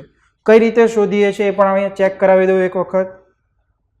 જુઓ, તમારી પાસે છે He2. ચલો, એક હિલિયમ પરમાણુ હોય તો હિલિયમનો પરમાણુ ક્રમાંક 2 થશે, એટલે એમાં ઇલેક્ટ્રોન્સ કેટલા થશે? 2 ઇલેક્ટ્રોન. તમારી પાસે He2 અણુ છે. ચલો, He2 અણુની અંદર 2 હિલિયમ પરમાણુ ભેગા થાય એટલે 2 વત્તા 2 4 ઇલેક્ટ્રોન્સ આવ્યા. તો આની અંદર આવે છે 4 ઇલેક્ટ્રોન્સ. હવે આણ્વીય કક્ષક જે આપણી પાસે છે એમાં આ ઇલેક્ટ્રોનની ભરતી કરો. આણ્વીય કક્ષક કઈ કઈ છે? સિગ્મા 1s2, પછી સિગ્મા સ્ટાર 1s2. તો 2 ને 2 4 ઇલેક્ટ્રોન ગોઠવાઈ ગયા. હવે તમારે શું કરવાનું છે? બંધ ક્રમાંક શોધવાનું છે. ચલો, બોન્ડ ઓર્ડર બરાબર સૂત્ર શું આવશે? Nb - Na/2. ચલો, Nb એટલે શું થાય છે? બોન્ડિંગ મોલેક્યુલર ઓર્બિટલ્સ ના ઇલેક્ટ્રોન્સ, એટલે કે બંધકારક કક્ષકના ઇલેક્ટ્રોન. બંધકારક કક્ષકના ઇલેક્ટ્રોન એટલે સ્ટાર વગરની કક્ષક, 2 ઇલેક્ટ્રોન. માઇનસ Na સ્ટાર વાળી કક્ષકો, 2 ઇલેક્ટ્રોન. /2 એટલે આ શું થયું? 0/2. આન્સર શું આવ્યો? 0.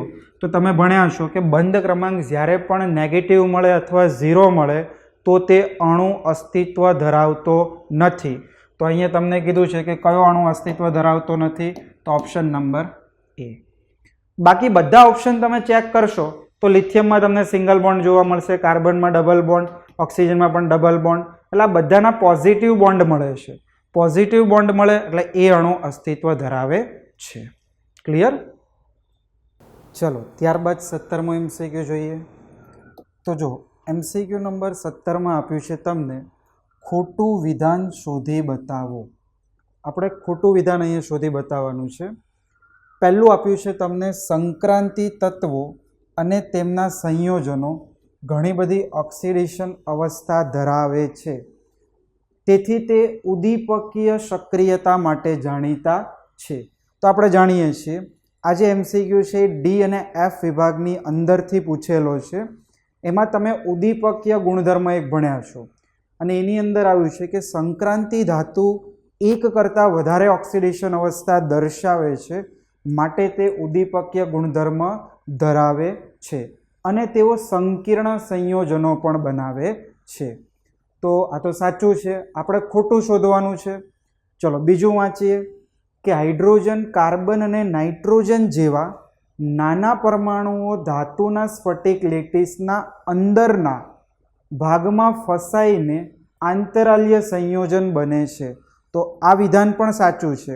એમાં આપણે આંતરાલ્ય સંયોજન વિશેની એક થિયરી ભણ્યા છીએ, જેમાં શું થતું હોય છે કે જે ધાતુ પરમાણુઓ હોય છે એમના વચ્ચેનું આ જે પોલાણ હોય ત્યાં હાઇડ્રોજન, કાર્બન અને નાઇટ્રોજન જેવા નાના અધાતુના પરમાણુ ફસાઈને આંતરાલ્ય સંયોજનો એટલે કે બિન તત્વ યોગમિતીય સંયોજનો બનાવે છે. તો આ પણ સાચું વિધાન છે. આગળ ત્રીજો ઓપ્શન જોઈએ, ક્રોમેટ અને આ ડાયક્રોમેટમાં ક્રોમિયમની ઓક્સિડેશન અવસ્થા સમાન નથી. તો આને આપણે અહીંયા ફાઇન્ડ આઉટ કરી લઈએ.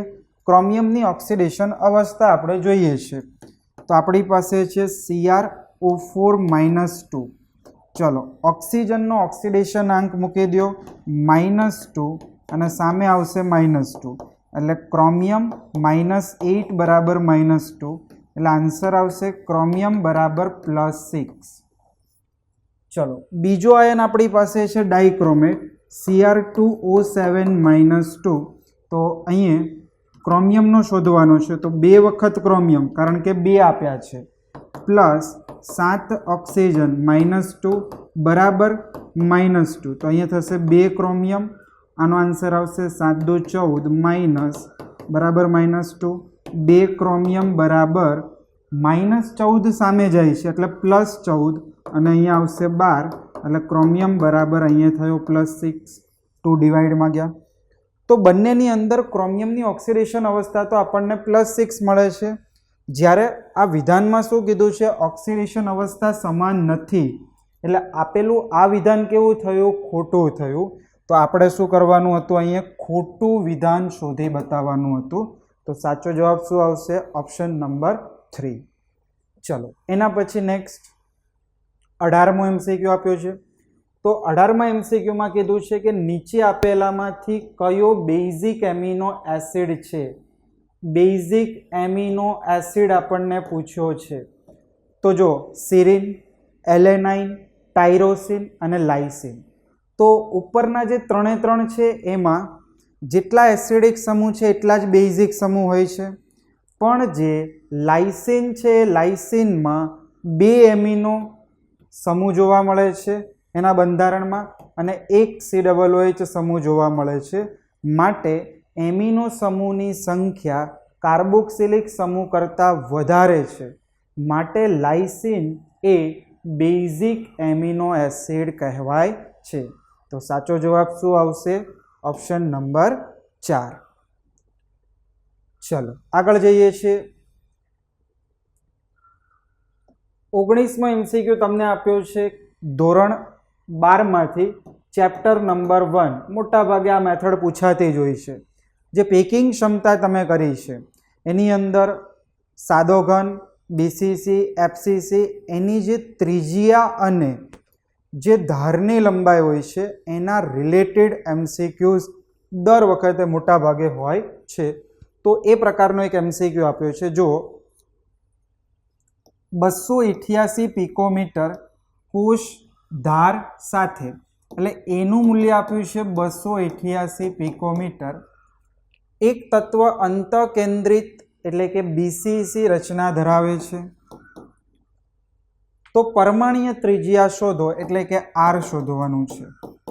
તો જો બીસીસીની અંદર આપણે લખીએ છીએ 4R બરાબર √3 × A. જો તમને એફસીસી પૂછ્યું હોત તો આપણે શું લખીએ છીએ? 4R બરાબર √2 × A. તો અહીંયા તમને આપ્યું છે બીસીસી એટલે √3 × A. 2 વખત પાયથાગોરસ કરીએ છીએ એટલે એક વખત √2A આવે અને પછી કરો એટલે √3 થઈ જાય છે. હવે તમને R પૂછ્યું છે તો R બરાબર √3/4 × A. એ આપ્યું છે 288. તો બસ ગણતરી નથી કરવાની, ખાલી આ ફોર્મ લાવવાનું છે યુનિટ પિકોમીટર. તો જુઓ તો ત્રિજ્યા કયો અહીંયા રાઈટ ઓપ્શન છે?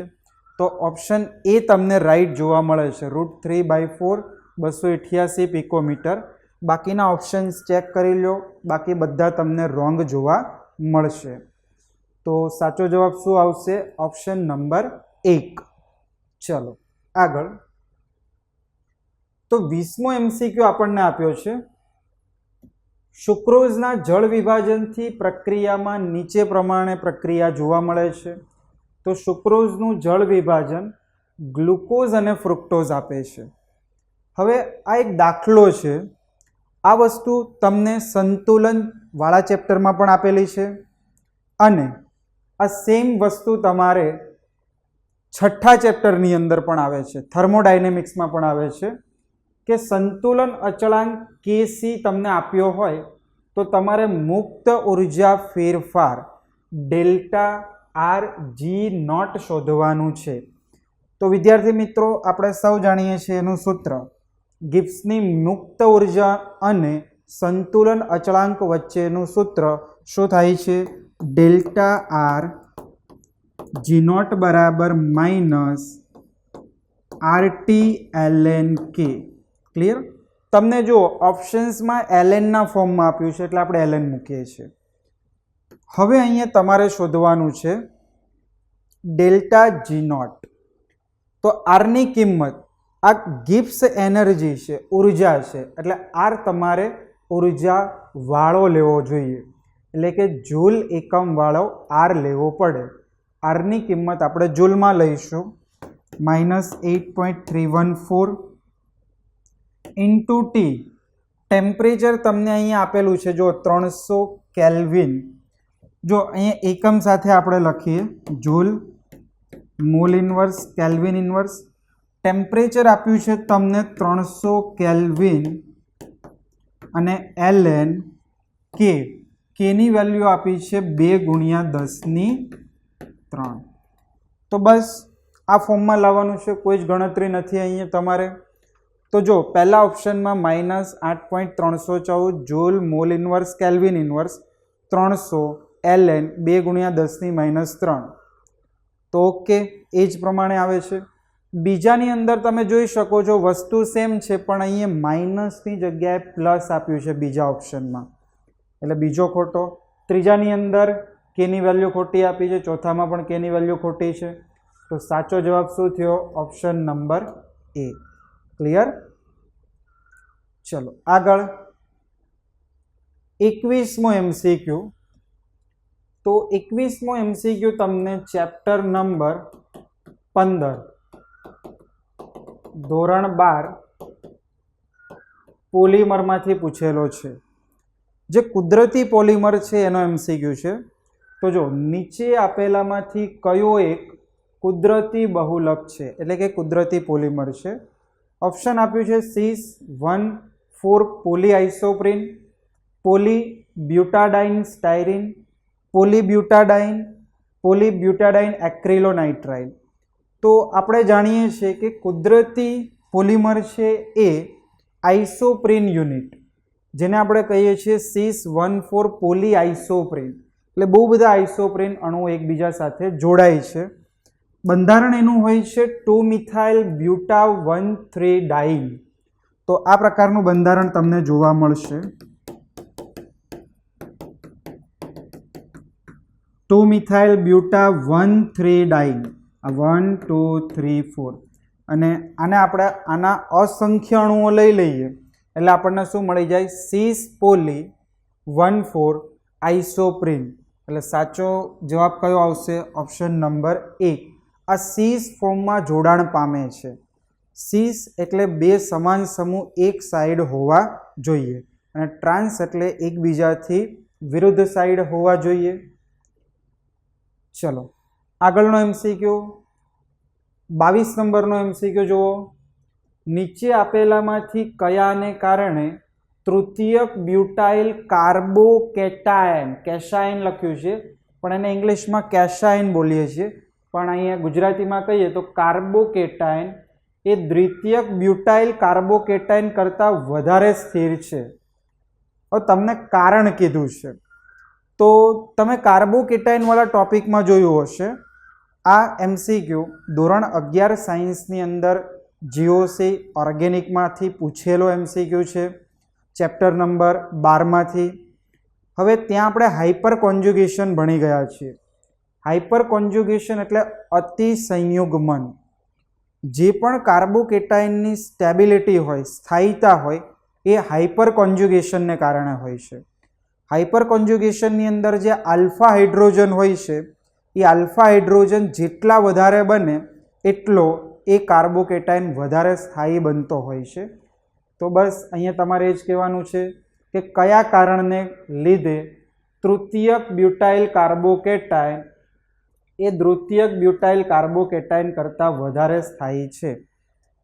તો શું આવશે? Option number 4 hyper conjugation. ચલો આગળ MCQ નંબર 23 જુઓ। એક પ્રક્રિયાના પ્રક્રિયકની સાંદ્રતામાં થતો વધારો નીચેનામાંથી ફેરફાર તરફ દોરી જશે, જે શોધો। તમને ઓપ્શન આપ્યા છે કે સક્રિયકરણ ઉર્જાને કારણે, પ્રક્રિયાની ઉષ્મા, દહેલી ઉર્જા, અથડામણ આવૃત્તિ। તો પ્રશ્નમાં તમને કીધું છે પ્રક્રિયકની સાંદ્રતામાં થતો વધારો નીચેનામાંથી કયા ફેરફાર તરફ દોરી જાય છે? હવે તમે જેટલી સાંદ્રતા વધારો, જો આ રીતે તમે એક બીકરની અંદર રાસાયણિક પ્રક્રિયા કરો છો। અહીંયા તમે કેમિકલ્સ લીધા છે, 2 કેમિકલ્સ, રાસાયણિક પ્રક્રિયા કરો છો। હવે આનું એકમ કદ લઈ લો। હવે તમે શું કરો છો? સાંદ્રતા વધારો છો। એટલે પહેલાં શરૂઆતની સિચ્યુએશન જુઓ, સાંદ્રતા ઓછી હતી, એટલે એકમ કદની અંદર જે કણો હશે, સંખ્યા કણો, એની અથડામણો ઓછી થશે, કારણ કે સાંદ્રતા ઓછી છે એટલે સંખ્યા કણો ઓછા થશે, સંખ્યા કણો ઓછા થાય એટલે અથડામણ ઓછી થાય, અથડામણ ઓછી થાય એટલે એ પ્રક્રિયા ધીમે ધીમે આગળ વધે. હવે અહીંયા તમને શું કીધું છે? સાંદ્રતામાં વધારો કરવામાં આવે. તો સાંદ્રતામાં વધારો કરો તો એની સક્રિયકરણ શક્તિ, પ્રક્રિયાની ઉષ્મા, દહેલી ઉર્જા એઝ ઇટ ઇઝ હોય છે, પણ એની અથડામણ આવૃત્તિ હોય છે એમાં નોટેબલ ચેન્જ જોવા મળે છે. સો રાઈટ આન્સર શું આવશે? ઓપ્શન નંબર 4, અથડામણ આવૃત્તિ, જેને આપણે કહીએ છીએ કોલિઝન ફ્રીક્વન્સી, તો એના ફેરફાર તરફ દોરી જશે. ચલો આગળ. એ રાસાયણિક ગતિકીનો MCQ હતો 23 નંબરનો. હવે આપ્યું છે 24 નંબરનો MCQ. કાર્બન મોનોક્સાઇડના સંદર્ભમાં નીચે આપેલમાંથી કયું સાચું નથી? પાછળ ખાસ જોવાનું, કયું વિધાન સાચું નથી એ આપણે ટીક કરવાનું છે. ઓપ્શન્સ અહીંયા તમને આપ્યા છે. પહેલું, કાર્બન મોનોક્સાઇડ કાર્બોક્સી હિમોગ્લોબિન બનાવે છે. તો યસ, કાર્બન મોનોક્સાઇડ બ્લડમાં રહેલા હિમોગ્લોબિન સાથે કાર્બોક્સી હિમોગ્લોબિન બનાવે છે. આ સાચું વિધાન છે. આપણે સાચું નથી એવું શોધવાનું છે, એટલે કે ખોટું શોધવાનું છે. ચલો. તે રુધિરમાંના ઓક્સિજનના પરિવહનની ક્ષમતા ઘટાડે છે. તો આ પણ સાચું છે. જો તમે વધારે સમય કાર્બન મોનોક્સાઇડના વાતાવરણમાં રહ્યો તો તમને રેસ્પિરેશનમાં પ્રોબ્લેમ થશે, શ્વાસોશ્વાસમાં તકલીફ થશે. આવું કેમ થાય છે?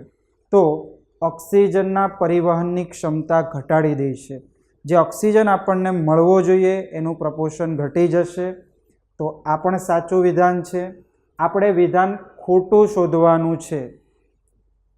ઓક્સી હિમોગ્લોબિન કરતાં કાર્બોક્સી હિમોગ્લોબિન ઓછો સ્થિર છે. તો આ ખોટું છે.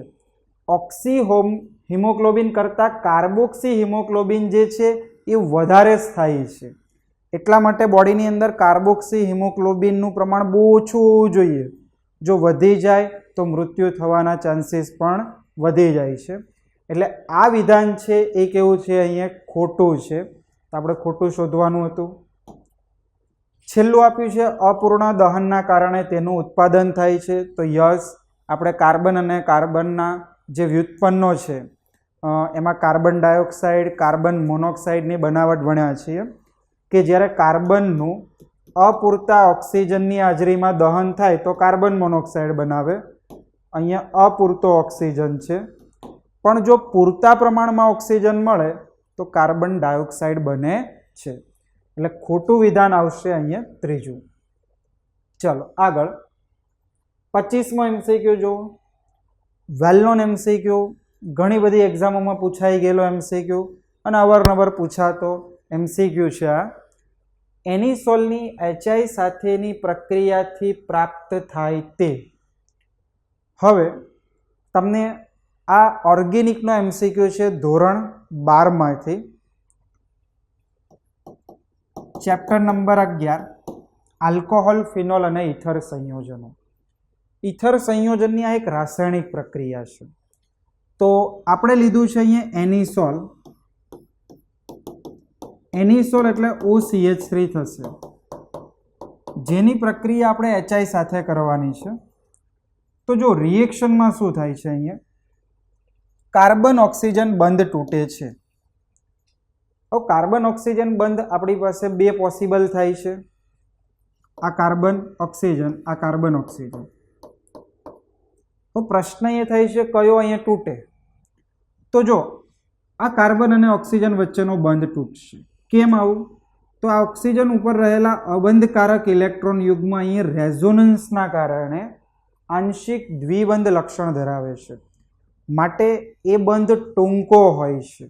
હવે ટૂંકો બંધ હોય એટલે તોડવા માટે વધારે ઉર્જા આપવી પડે, માટે એ બંધ સરળતાથી તૂટતો નથી. સરળતાથી કયો બંધ તૂટશે? મિથાઇલ અને આ જે ઓક્સિજન વચ્ચેનો બંધ છે આ તૂટી જાય છે. ચલો, કાર્બન અને ઓક્સિજન વચ્ચેનો બંધ તો તૂટી ગયો, તો એ બંધના ઇલેક્ટ્રોન કઈ બાજુ સ્થાનાંતર પામશે? તો ઓબ્વિયસલી ઓક્સિજન છે એ વધારે વિદ્યુત ઋણ છે એટલે નેગેટિવ, એના ઉપર સ્થાનાંતર પામે છે, અને કાર્બન ઉપર ધન વીજભાર બને છે. હવે વાત આવે છે પ્રક્રિયકની, H+I- વિરુદ્ધ વીજભાર ધરાવતા આયનો જોડી દો. તો આ જે ફિનોક્સાઇડ આયન છે, આ આખા આયનને ફિનોક્સાઇડ આયન કહેવાય, એ આ H+ સાથે જોડાય એટલે આપણને શું મળશે? ફિનોલ મળી જશે. પ્લસ અહીંયા આવશે CH3I, મિથાઇલ આયોડાઇડ.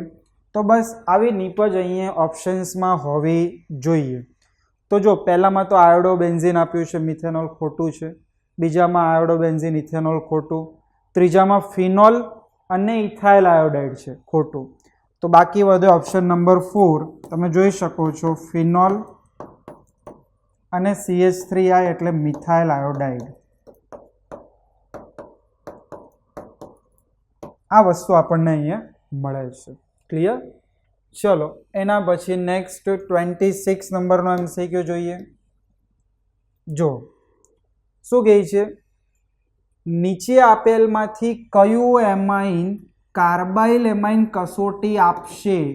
ચલો યાદ કરો, આ MCQ ઓર્ગેનિક કેમેસ્ટ્રીનો છે. ધોરણ 12માં ચેપ્ટર નંબર 13 એમાઇન સંયોજનનો MCQ છે. કાર્બાઇલ એમાઇન કસોટી, જેનું બીજું નામ છે આઇસોસાયનાઇડ કસોટી. તમે ભણ્યા હશો આઇસોસાયનાઇડ કસોટી એ માત્ર ને માત્ર પ્રાથમિક એમાઇન સંયોજનો આપે, જેની અંદર આપણે ક્લોરોફોર્મ CHCl3 અને KOH સાથે પ્રક્રિયા કરીએ છીએ અને ખરાબ વાસવાળો આઇસોસાયનાઇડ બને છે. તો બસ અહીંયા તમારે આખી રિએક્શન્સ નથી આપવાની, તમને ખાલી એવું પૂછ્યું છે કે નીચેનામાંથી કયો એમાઇન આ કસોટી આપશે. તો તમારે જેટલા પણ એમાઇન સંયોજનો છે એમાંથી શોધી કાઢવાનું પ્રાથમિક એમાઇન કોણ, જે પ્રાથમિક એમાઇન હોય એ કાર્બાઇલ એમાઇન કસોટી આપે. ચલો તો અહીંયા સ્ટાર્ટ કરીએ છીએ. ઓપ્શન નંબર 1, આ નાઇટ્રોજન છે એ 2 કાર્બન સાથે જોડાયેલું છે. ફિનાઇલનો કાર્બન અને મિથાઇલનો, એટલે આ સેકન્ડરી થયો, એટલે આપે નહીં રિએક્શન. આની અંદર પણ સેમ એજ તમે જોઈ શકો છો, તો આ પણ રિએક્શન નહીં આપે, સેકન્ડરી છે. આની અંદર જુઓ તો આ નાઇટ્રોજન એ 3 કાર્બન સાથે જોડાયેલો છે, એક આ બેન્ઝીનવાળા અને 2 મિથાઇલ સમૂહ અહીંયા ઓપન થશે, એટલે આ ટર્શરી છે. તો બાકી વધ્યો ઓપ્શન નંબર 4, આ છે પ્રાઇમરી. આની અંદર નાઇટ્રોજન ફક્ત એક જ કાર્બન સાથે જોડાયેલો છે અને આને આપણે શું કહીએ છીએ? એનિલિન. તો જે એનિલિન છે એ શું કરે છે? કાર્બાઇલ એમાઇન કસોટી આપે છે. ચલો આગળ. ત્યારબાદ 27મો MCQ.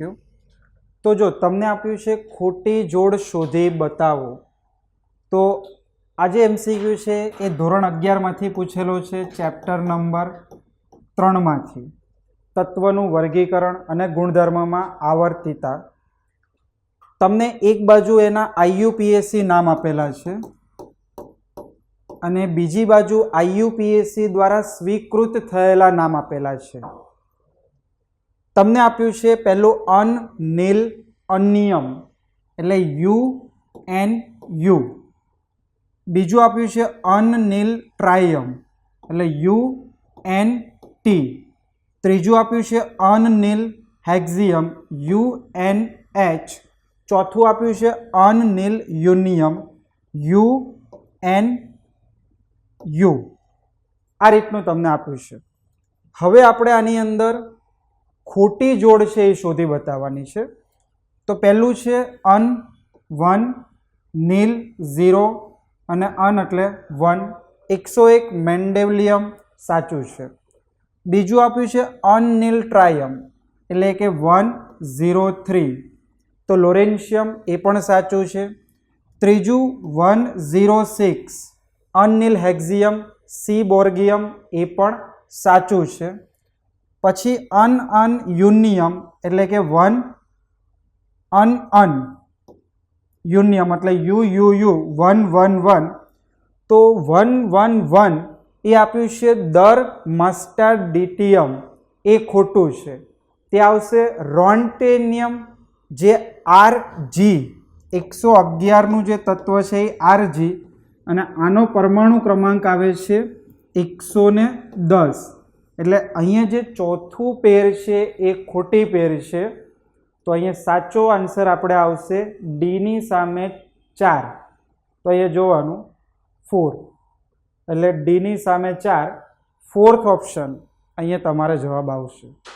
ક્લિયર? એટલે ખાસ અહીંયા સમજવાનું, અનિલ અનિયમ આપ્યું છે, અનિલ ટ્રાયમ આપ્યું છે, તો ત્યાં કન્ફ્યુઝ થવાનું નથી. ચલો આગળ 28મો MCQ.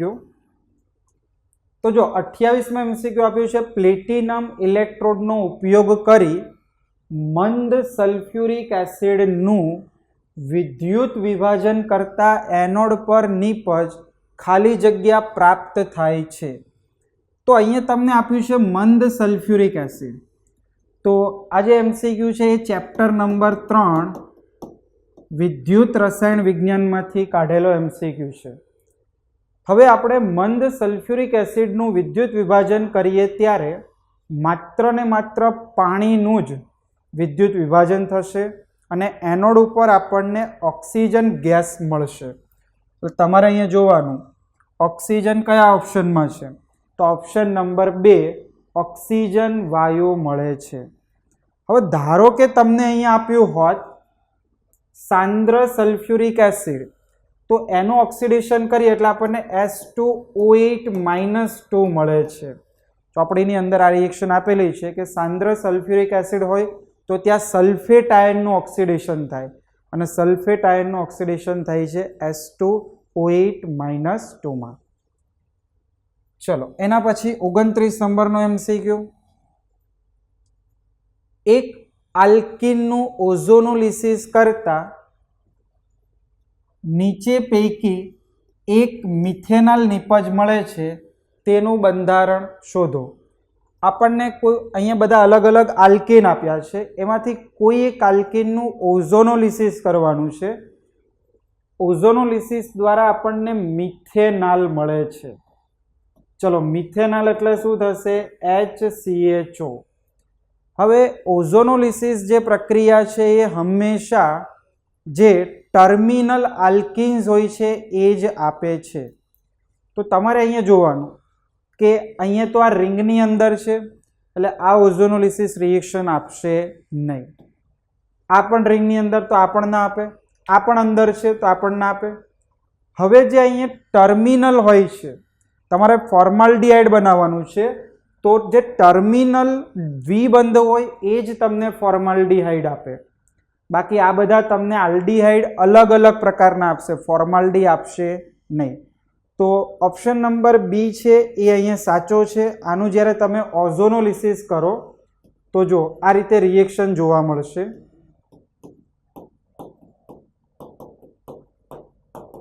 અહીંયા ઓઝોન ઉમેરો એટલે આમાંથી ઓઝોનાઇડ સંયોજન બની જશે.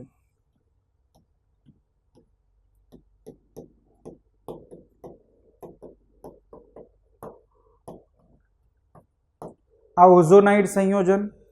હવે આપણે શું કરવાનું છે? ઓઝોનાઇડનું વિઘટન કરીએ છીએ આગળ ઝિંક અને H2O ની હાજરીમાં. એટલે 2 ટુકડામાં આ અહીંયા વિભાજન પામશે. અહીંયા તમને આ જે ભાગ છે એ શું આપે છે? HCHO આપે છે. તો તમારે જોવાનું આ પ્રકારનો જે આલ્કીન હોય એ તમને નિપજમાં શું આપે છે? મિથેનોલ એટલે કે ફોર્માલ્ડિહાઇડ આપે છે. ચલો આગળ 30મો MCQ જુઓ.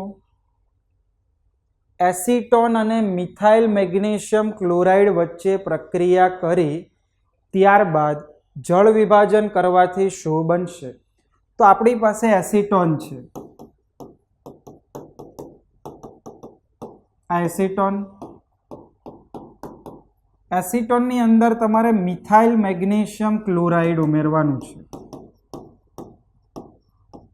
મિથાઇલ મેગ્નેશિયમ ક્લોરાઇડ પર રિએક્શન કરો એટલે આલ્કાઇલ સમૂહ કાર્બોનિલ કાર્બન ઉપર હુમલો કરશે. આ બંધ અહીંયા તૂટી જશે અને ત્યાં MgCl જોડાશે અને મધ્યવર્તી નિપજ કંઈક આવી મળશે તમને.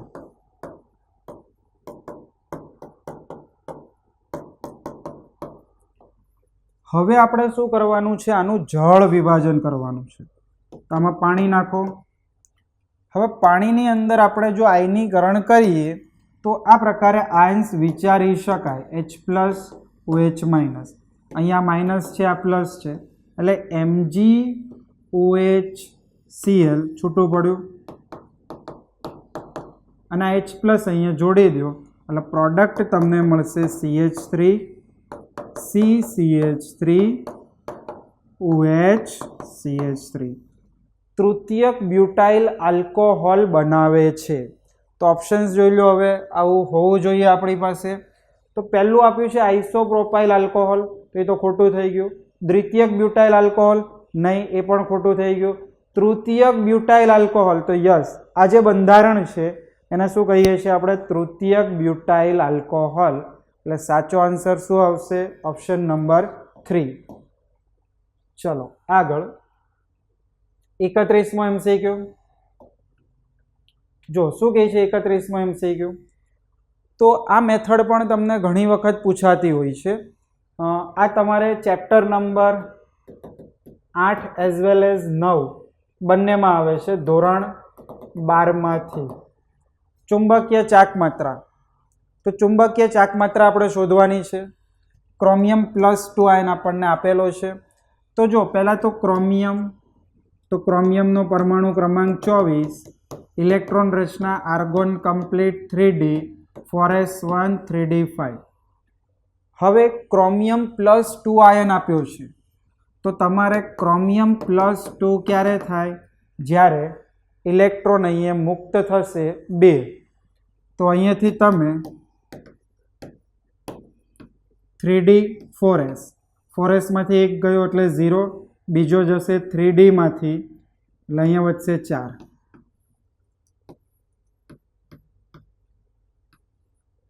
વન 2 3 4 n બરાબર 4. તો તમને મળે છે n બરાબર 4. ચલો 4 મળે એટલે ચુંબકીય ચાકમાત્રા શોધવાની છે. સૂત્ર છે μ બરાબર √n × n+2 બોહર મેગ્નેટોન. એટલે આમાં 4 મૂકીને તમે જવાબ શોધો એટલે 4ની આજુબાજુ જવાબ આવવો જોઈએ. એટલે શું આવશે? √ આનું આખું સોલ્યુશન આપશો એટલે 4ની આજુબાજુ જવાબ જે આવે એ તમારે આવે 4.90 બોહર મેગ્નેટોન.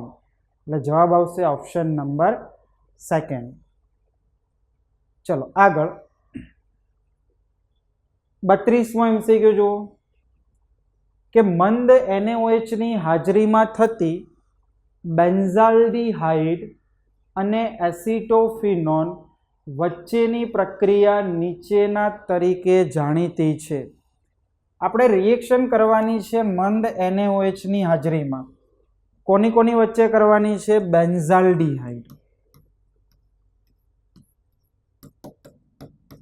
આ બેન્ઝાલ્ડીહાઇડ અને એસિટોફિનોન,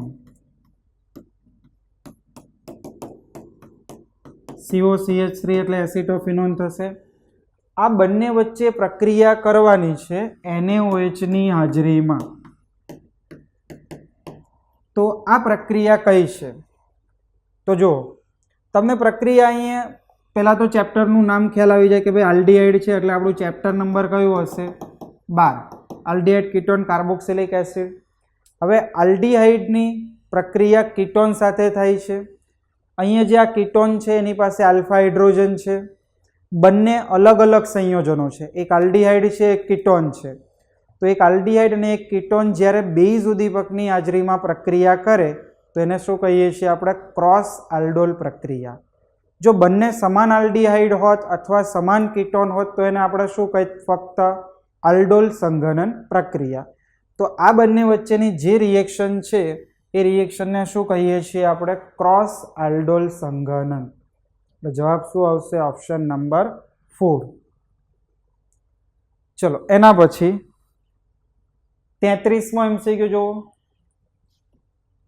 નીચે આપેલા સલ્ફરના ઓક્સો એસિડમાંથી કયામાં ઓક્સિજન બોન્ડ ઓક્સિજન બંધન હોય છે? अलग अलग तमने ऑप्शन्स आप्या छे, sulphurous acid, sulphuric acid, peroxo disulphuric acid, pyrosulphuric acid. हवे आ जे बंध छे ए बंधने शुं कहेवाय? तो आ बंधने आपणे कहीए छीए पेरोक्साइड बंध। हो पेरोक्साइड बंध आपणने आ चारे चार बंधारण छे एमां शेमां मळे? तो परऑक्सो डाइसल्फ्यूरिक एसिड में। प्रश्न थे आनुं बंधारण केवुं आवे? तो जो बंधारणनी अंदर तमारे बे sulphur, double bond oxygen, OH, double bond oxygen, oxygen, oxygen, double bond oxygen, OH અને डबल बॉन्ड ऑक्सीजन। आ रीतનું બંધારણ તમને જોવા મળે। કરો કેલ્ક્યુલેટ અહીંયા। તો બે હાઇડ્રોજન આપણને જોવા મળવા જોઈએ। તો જો આ એક હાઇડ્રોજન, આ બીજો હાઇડ્રોજન, બે સલ્ફર, આ બે સલ્ફર, 8 ઓક્સિજન, 1 2 3 4 5 6 7 8, 8 ઓક્સિજન। હવે આ જે બંધ છે એને આપણે શું કહીએ છીએ? પેરોક્સાઇડ બંધ। तो पेरोक्साइड बंध तमने मात्र ने मात्र शेमा जोवा मळे छे? परऑक्सो डाइसल्फ्यूरिक एसिड में।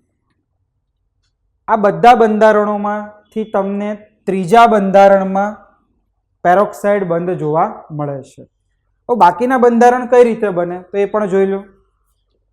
सल्फ्यूरिक एसिड छे ए सल्फ्यूरिक एसिडनुं बंधारण आवी रीते थशे, sulphur, double bond oxygen, OH, OH, double bond oxygen.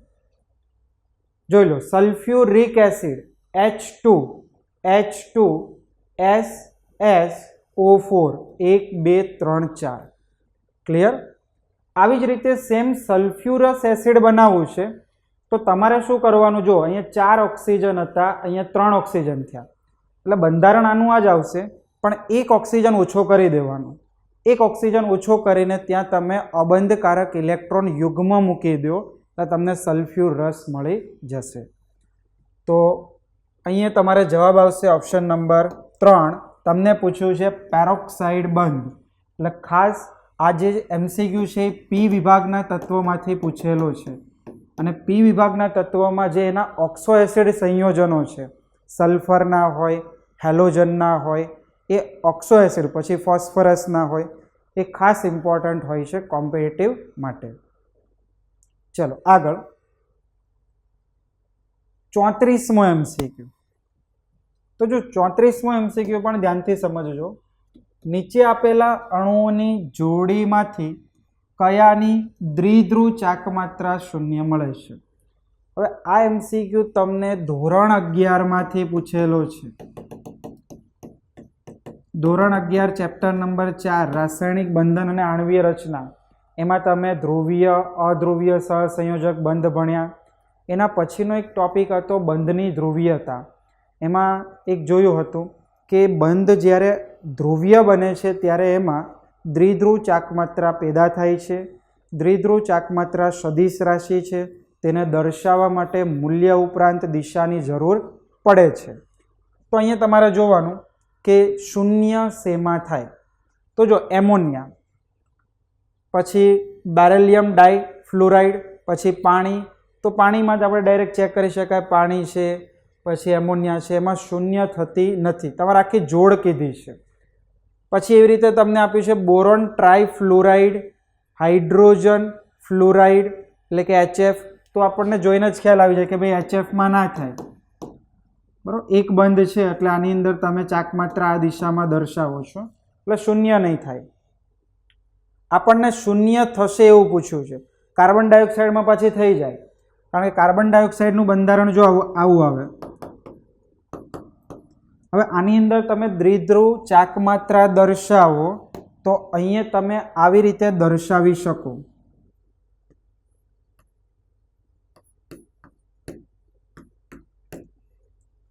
तो बंनेनी दिशा एकबीजाथी विरुद्ध दिशा है, बराबर।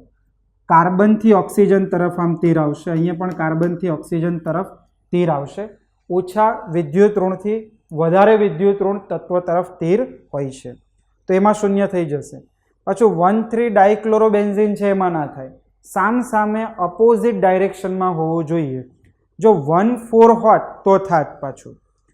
તો જો એક તમને એવો ઓપ્શન આ ચોથો દેખાશે, આની અંદર તમે જોઈ શકો છો 1,4 ડાયક્લોરોબેન્ઝીન આપ્યું છે, આવું બંધારણ થશે.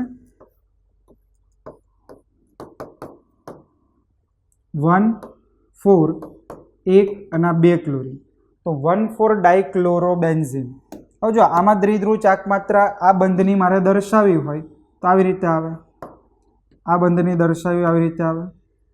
તો બંને એકબીજાની અપોઝિટ ડાયરેક્શનમાં છે, અપોઝિટ ડાયરેક્શનમાં હોય એટલે એનું નેટ ડાયપોલ મોમેન્ટ કેટલું થઈ જશે, કેન્સલ થઈ જાય એટલે શૂન્ય થઈ જાય. તો આનું પણ શૂન્ય, કાર્બન ડાયોક્સાઇડનું પણ શૂન્ય. તો જો આ પણ તમને શૂન્ય જોવા મળે, કાર્બન ડાયોક્સાઇડ શૂન્ય જોવા મળે.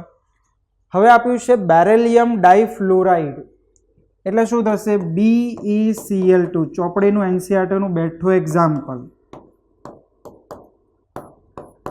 આવી રીતે થશે. તો અહીંયા તમે જોઈ શકો આ રીતે આ બંધની દ્વિધ્રુવ ચાક માત્રા, આ રીતે આ બંધની દ્વિધ્રુવ ચાક માત્રા. તો બંને અપોઝિટ ડાયરેક્શનમાં છે એટલે બંને પોતપોતાના બંધની દ્વિધ્રુવ ચાક માત્રા કેન્સલ કરી દેશે. તો બેરેલિયમ ડાયફ્લોરાઇડમાં પણ 0 થઈ જાય છે. હવે આવે છે બોરોન ટ્રાયફ્લોરાઇડ. ચલો બોરોન ટ્રાયફ્લોરાઇડ એટલે શું થશે, BF3. BF3 નું આવી રીતે આપણે બંધારણ દોરી શકાય. BF3 નું બંધારણ sp2 સંકરણ સમતલીય સમત્રિકોણ, ત્રિકોણ બને છે સમતલમાં, બે બંધ એક દિશામાં છે, એક બંધ વિરુદ્ધ દિશામાં છે. તો આની રિઝલ્ટિંગ ડાયપોલ મોમેન્ટ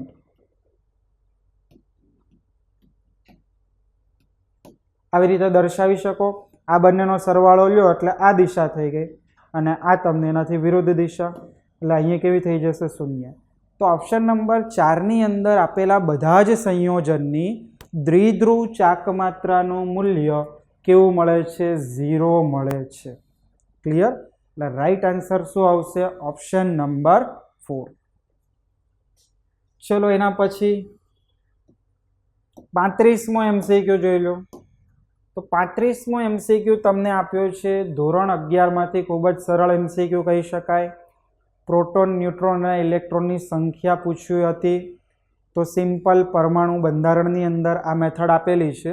તમને આપ્યું છે લ્યુટેશિયમમાં પ્રોટોન, ન્યુટ્રોન અને ઇલેક્ટ્રોનની સંખ્યા અનુક્રમે, તો જો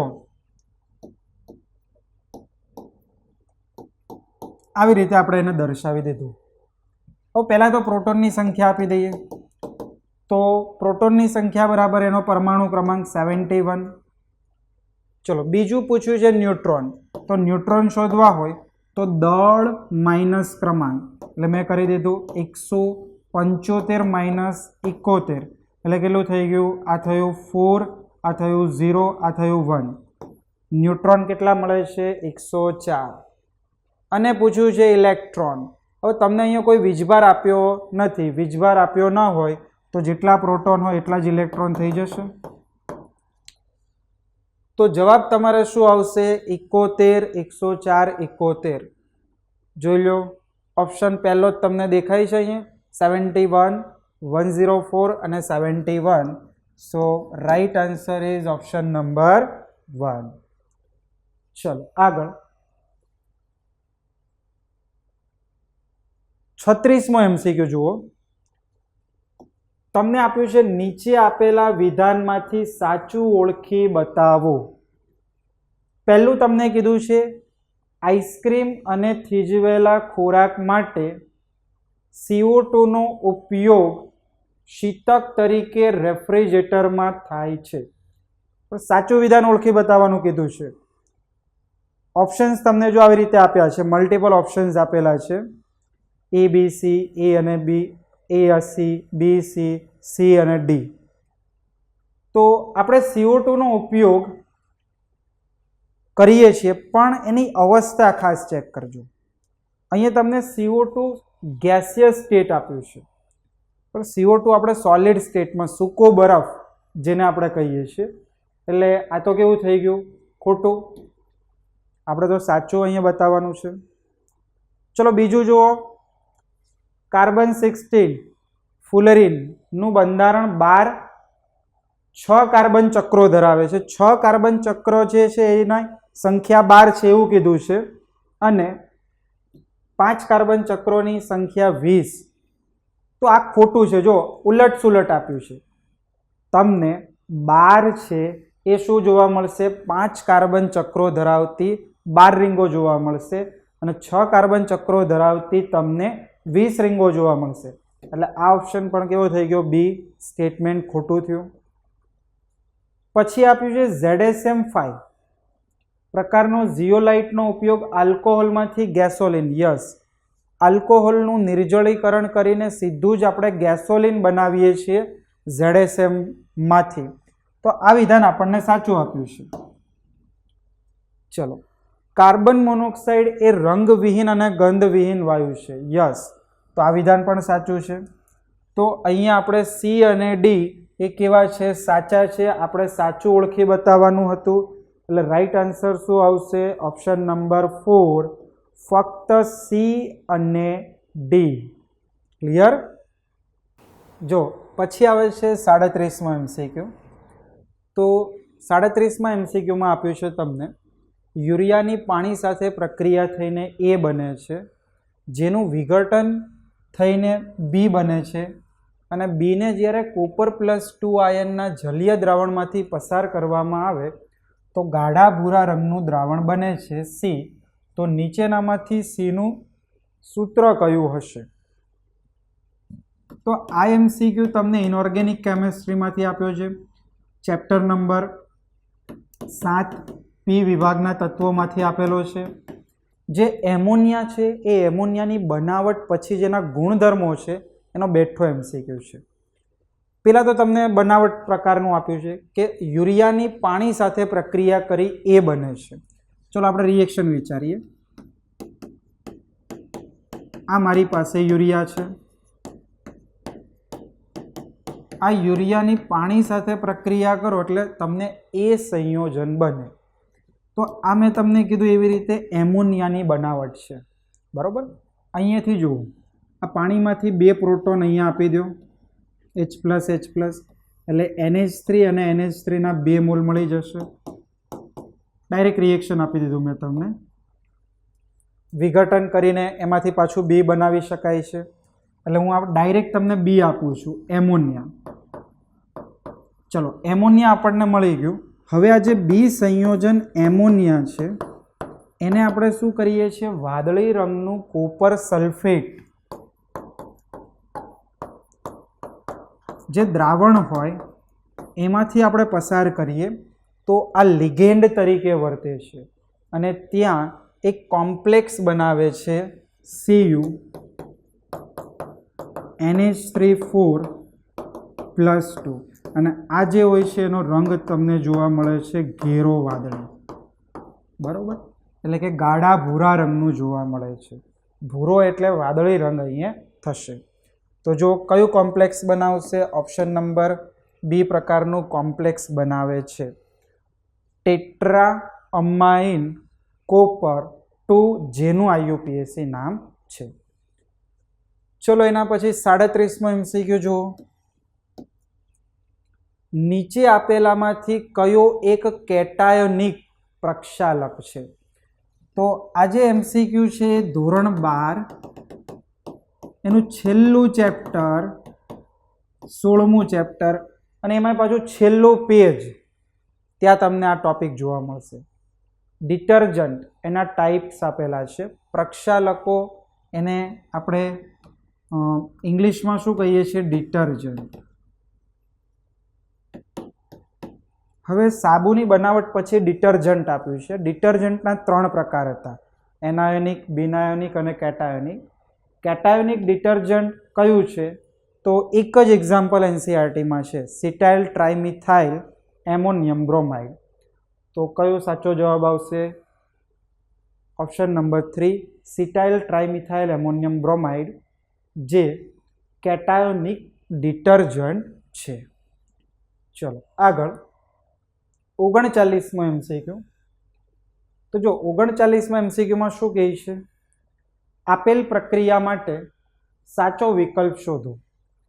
ઓપ્શન્સની અંદર તમે બધા વિકલ્પ જોશો તો એન્થાલ્પી અને એન્ટ્રોપી રિલેટેડ છે.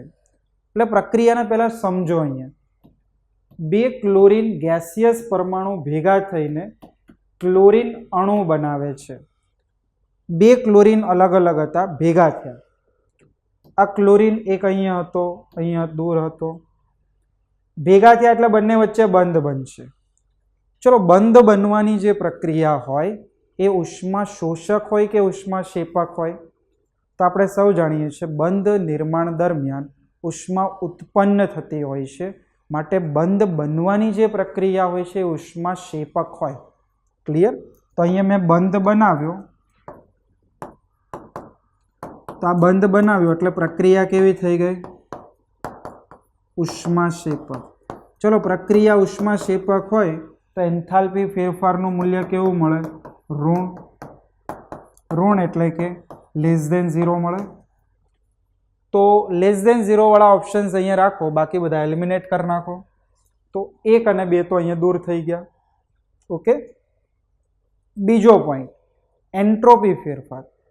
તો તમારી પાસે અહીંયા ગેસિયસ છે, આ પણ ગેસિયસ છે. અહીંયા તમારી પાસે પ્રક્રિયકના 2 મોલ છે, નિપજનો 1 મોલ બને છે. એટલે જે અણુની સંખ્યા છે એ ઘટી જાય છે.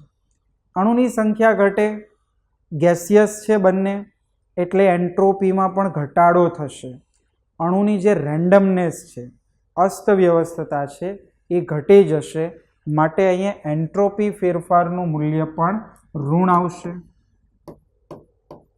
તો બસ આ ઓપ્શન ચેક કરી લો, <0 બંને. તો ઓપ્શન નંબર 4ની અંદર તમને જોવા મળે છે. તો ચોથો ઓપ્શન આવશે અહીં આન્સર. ચલો, 40મો MCQ જુઓ. તો હવે નીચે આપેલમાંથી સાચું વિધાન ઓળખી બતાવો.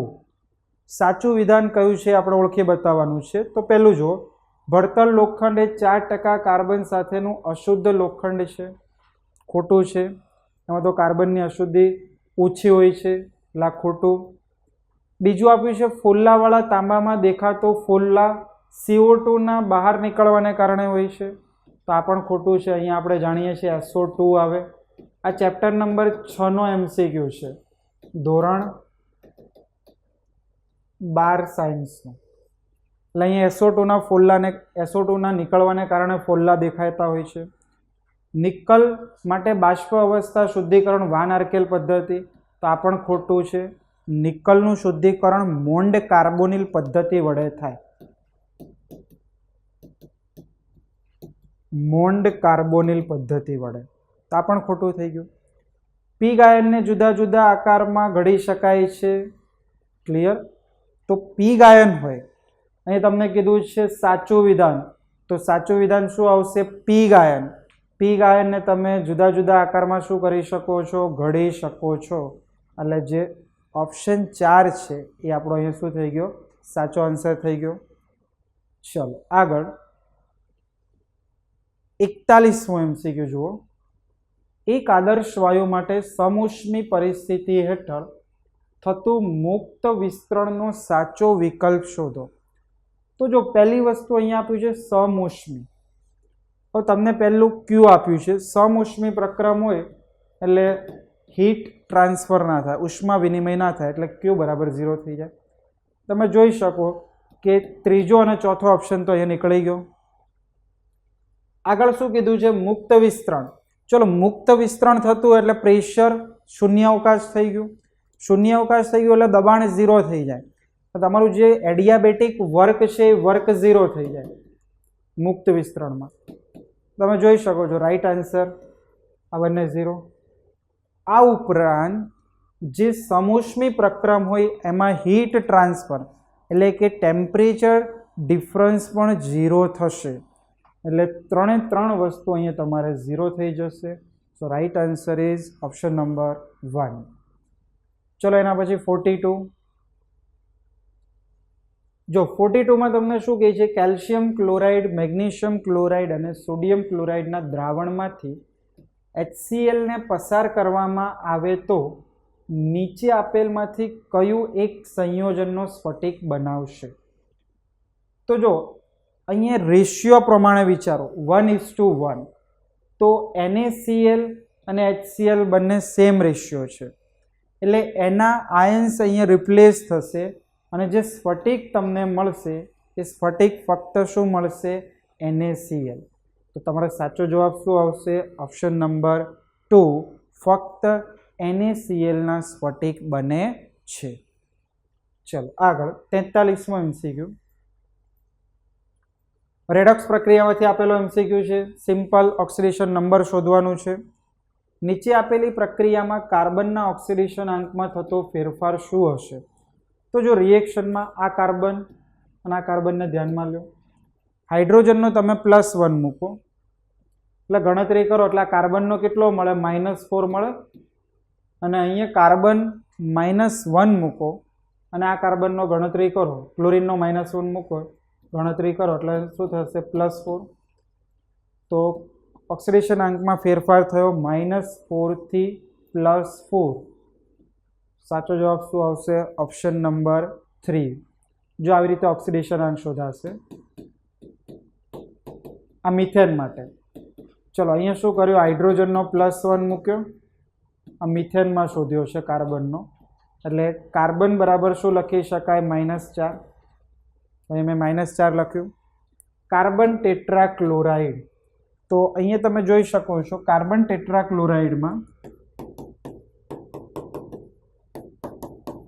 ક્લોરીનનો -1, -4, કાર્બનનો +4 મળી ગયો, એટલે -4માંથી શું થાય છે? +4 થાય છે.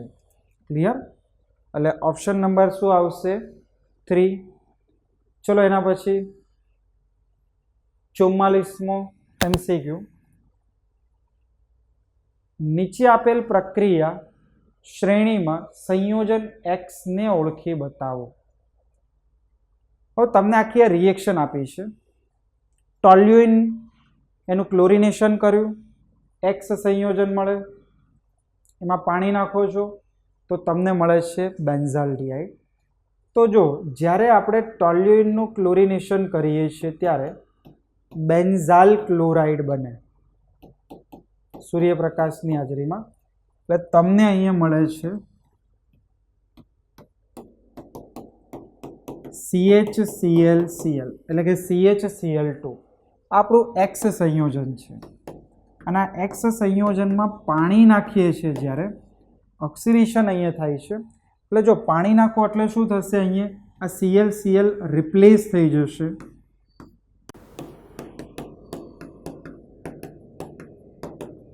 આવી રીતે.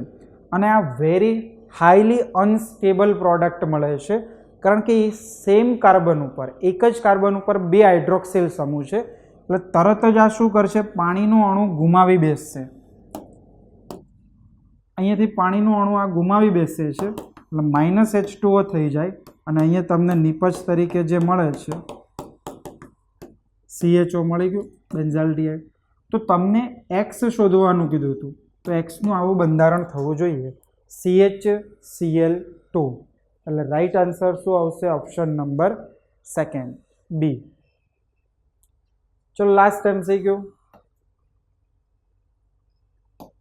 પેપર ક્રોમેટોગ્રાફીનું ઉદાહરણ એ, તો તમને આ 6થા ચેપ્ટરમાંથી અથવા ઓર્ગેનિકમાંથી પણ કહી શકાય, અલગ અલગ ટેકનિક્સ આપી છે ક્રોમેટોગ્રાફીની. તો પેપર ક્રોમેટોગ્રાફીનું ઉદાહરણ અધિશોષણ ક્રોમેટોગ્રાફી, વિભાજન ક્રોમેટોગ્રાફી, થિન લેયર ક્રોમેટોગ્રાફી કે સ્તંભ ક્રોમેટોગ્રાફી. તો જો પેપર ક્રોમેટોગ્રાફી એ પાર્ટીશન ક્રોમેટોગ્રાફીનું ઉદાહરણ છે, વિભાજન ક્રોમેટોગ્રાફીનું ઉદાહરણ છે. એટલે સાચો જવાબ શું આવશે? ઓપ્શન નંબર 2, વિભાજન ક્રોમેટોગ્રાફી.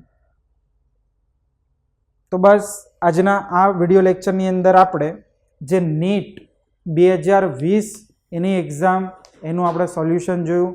આવા જ વિડીયો આપણે 2019 અને 2018ના નેક્સ્ટ સેશનમાં તમને જોવા મળશે. Thank you.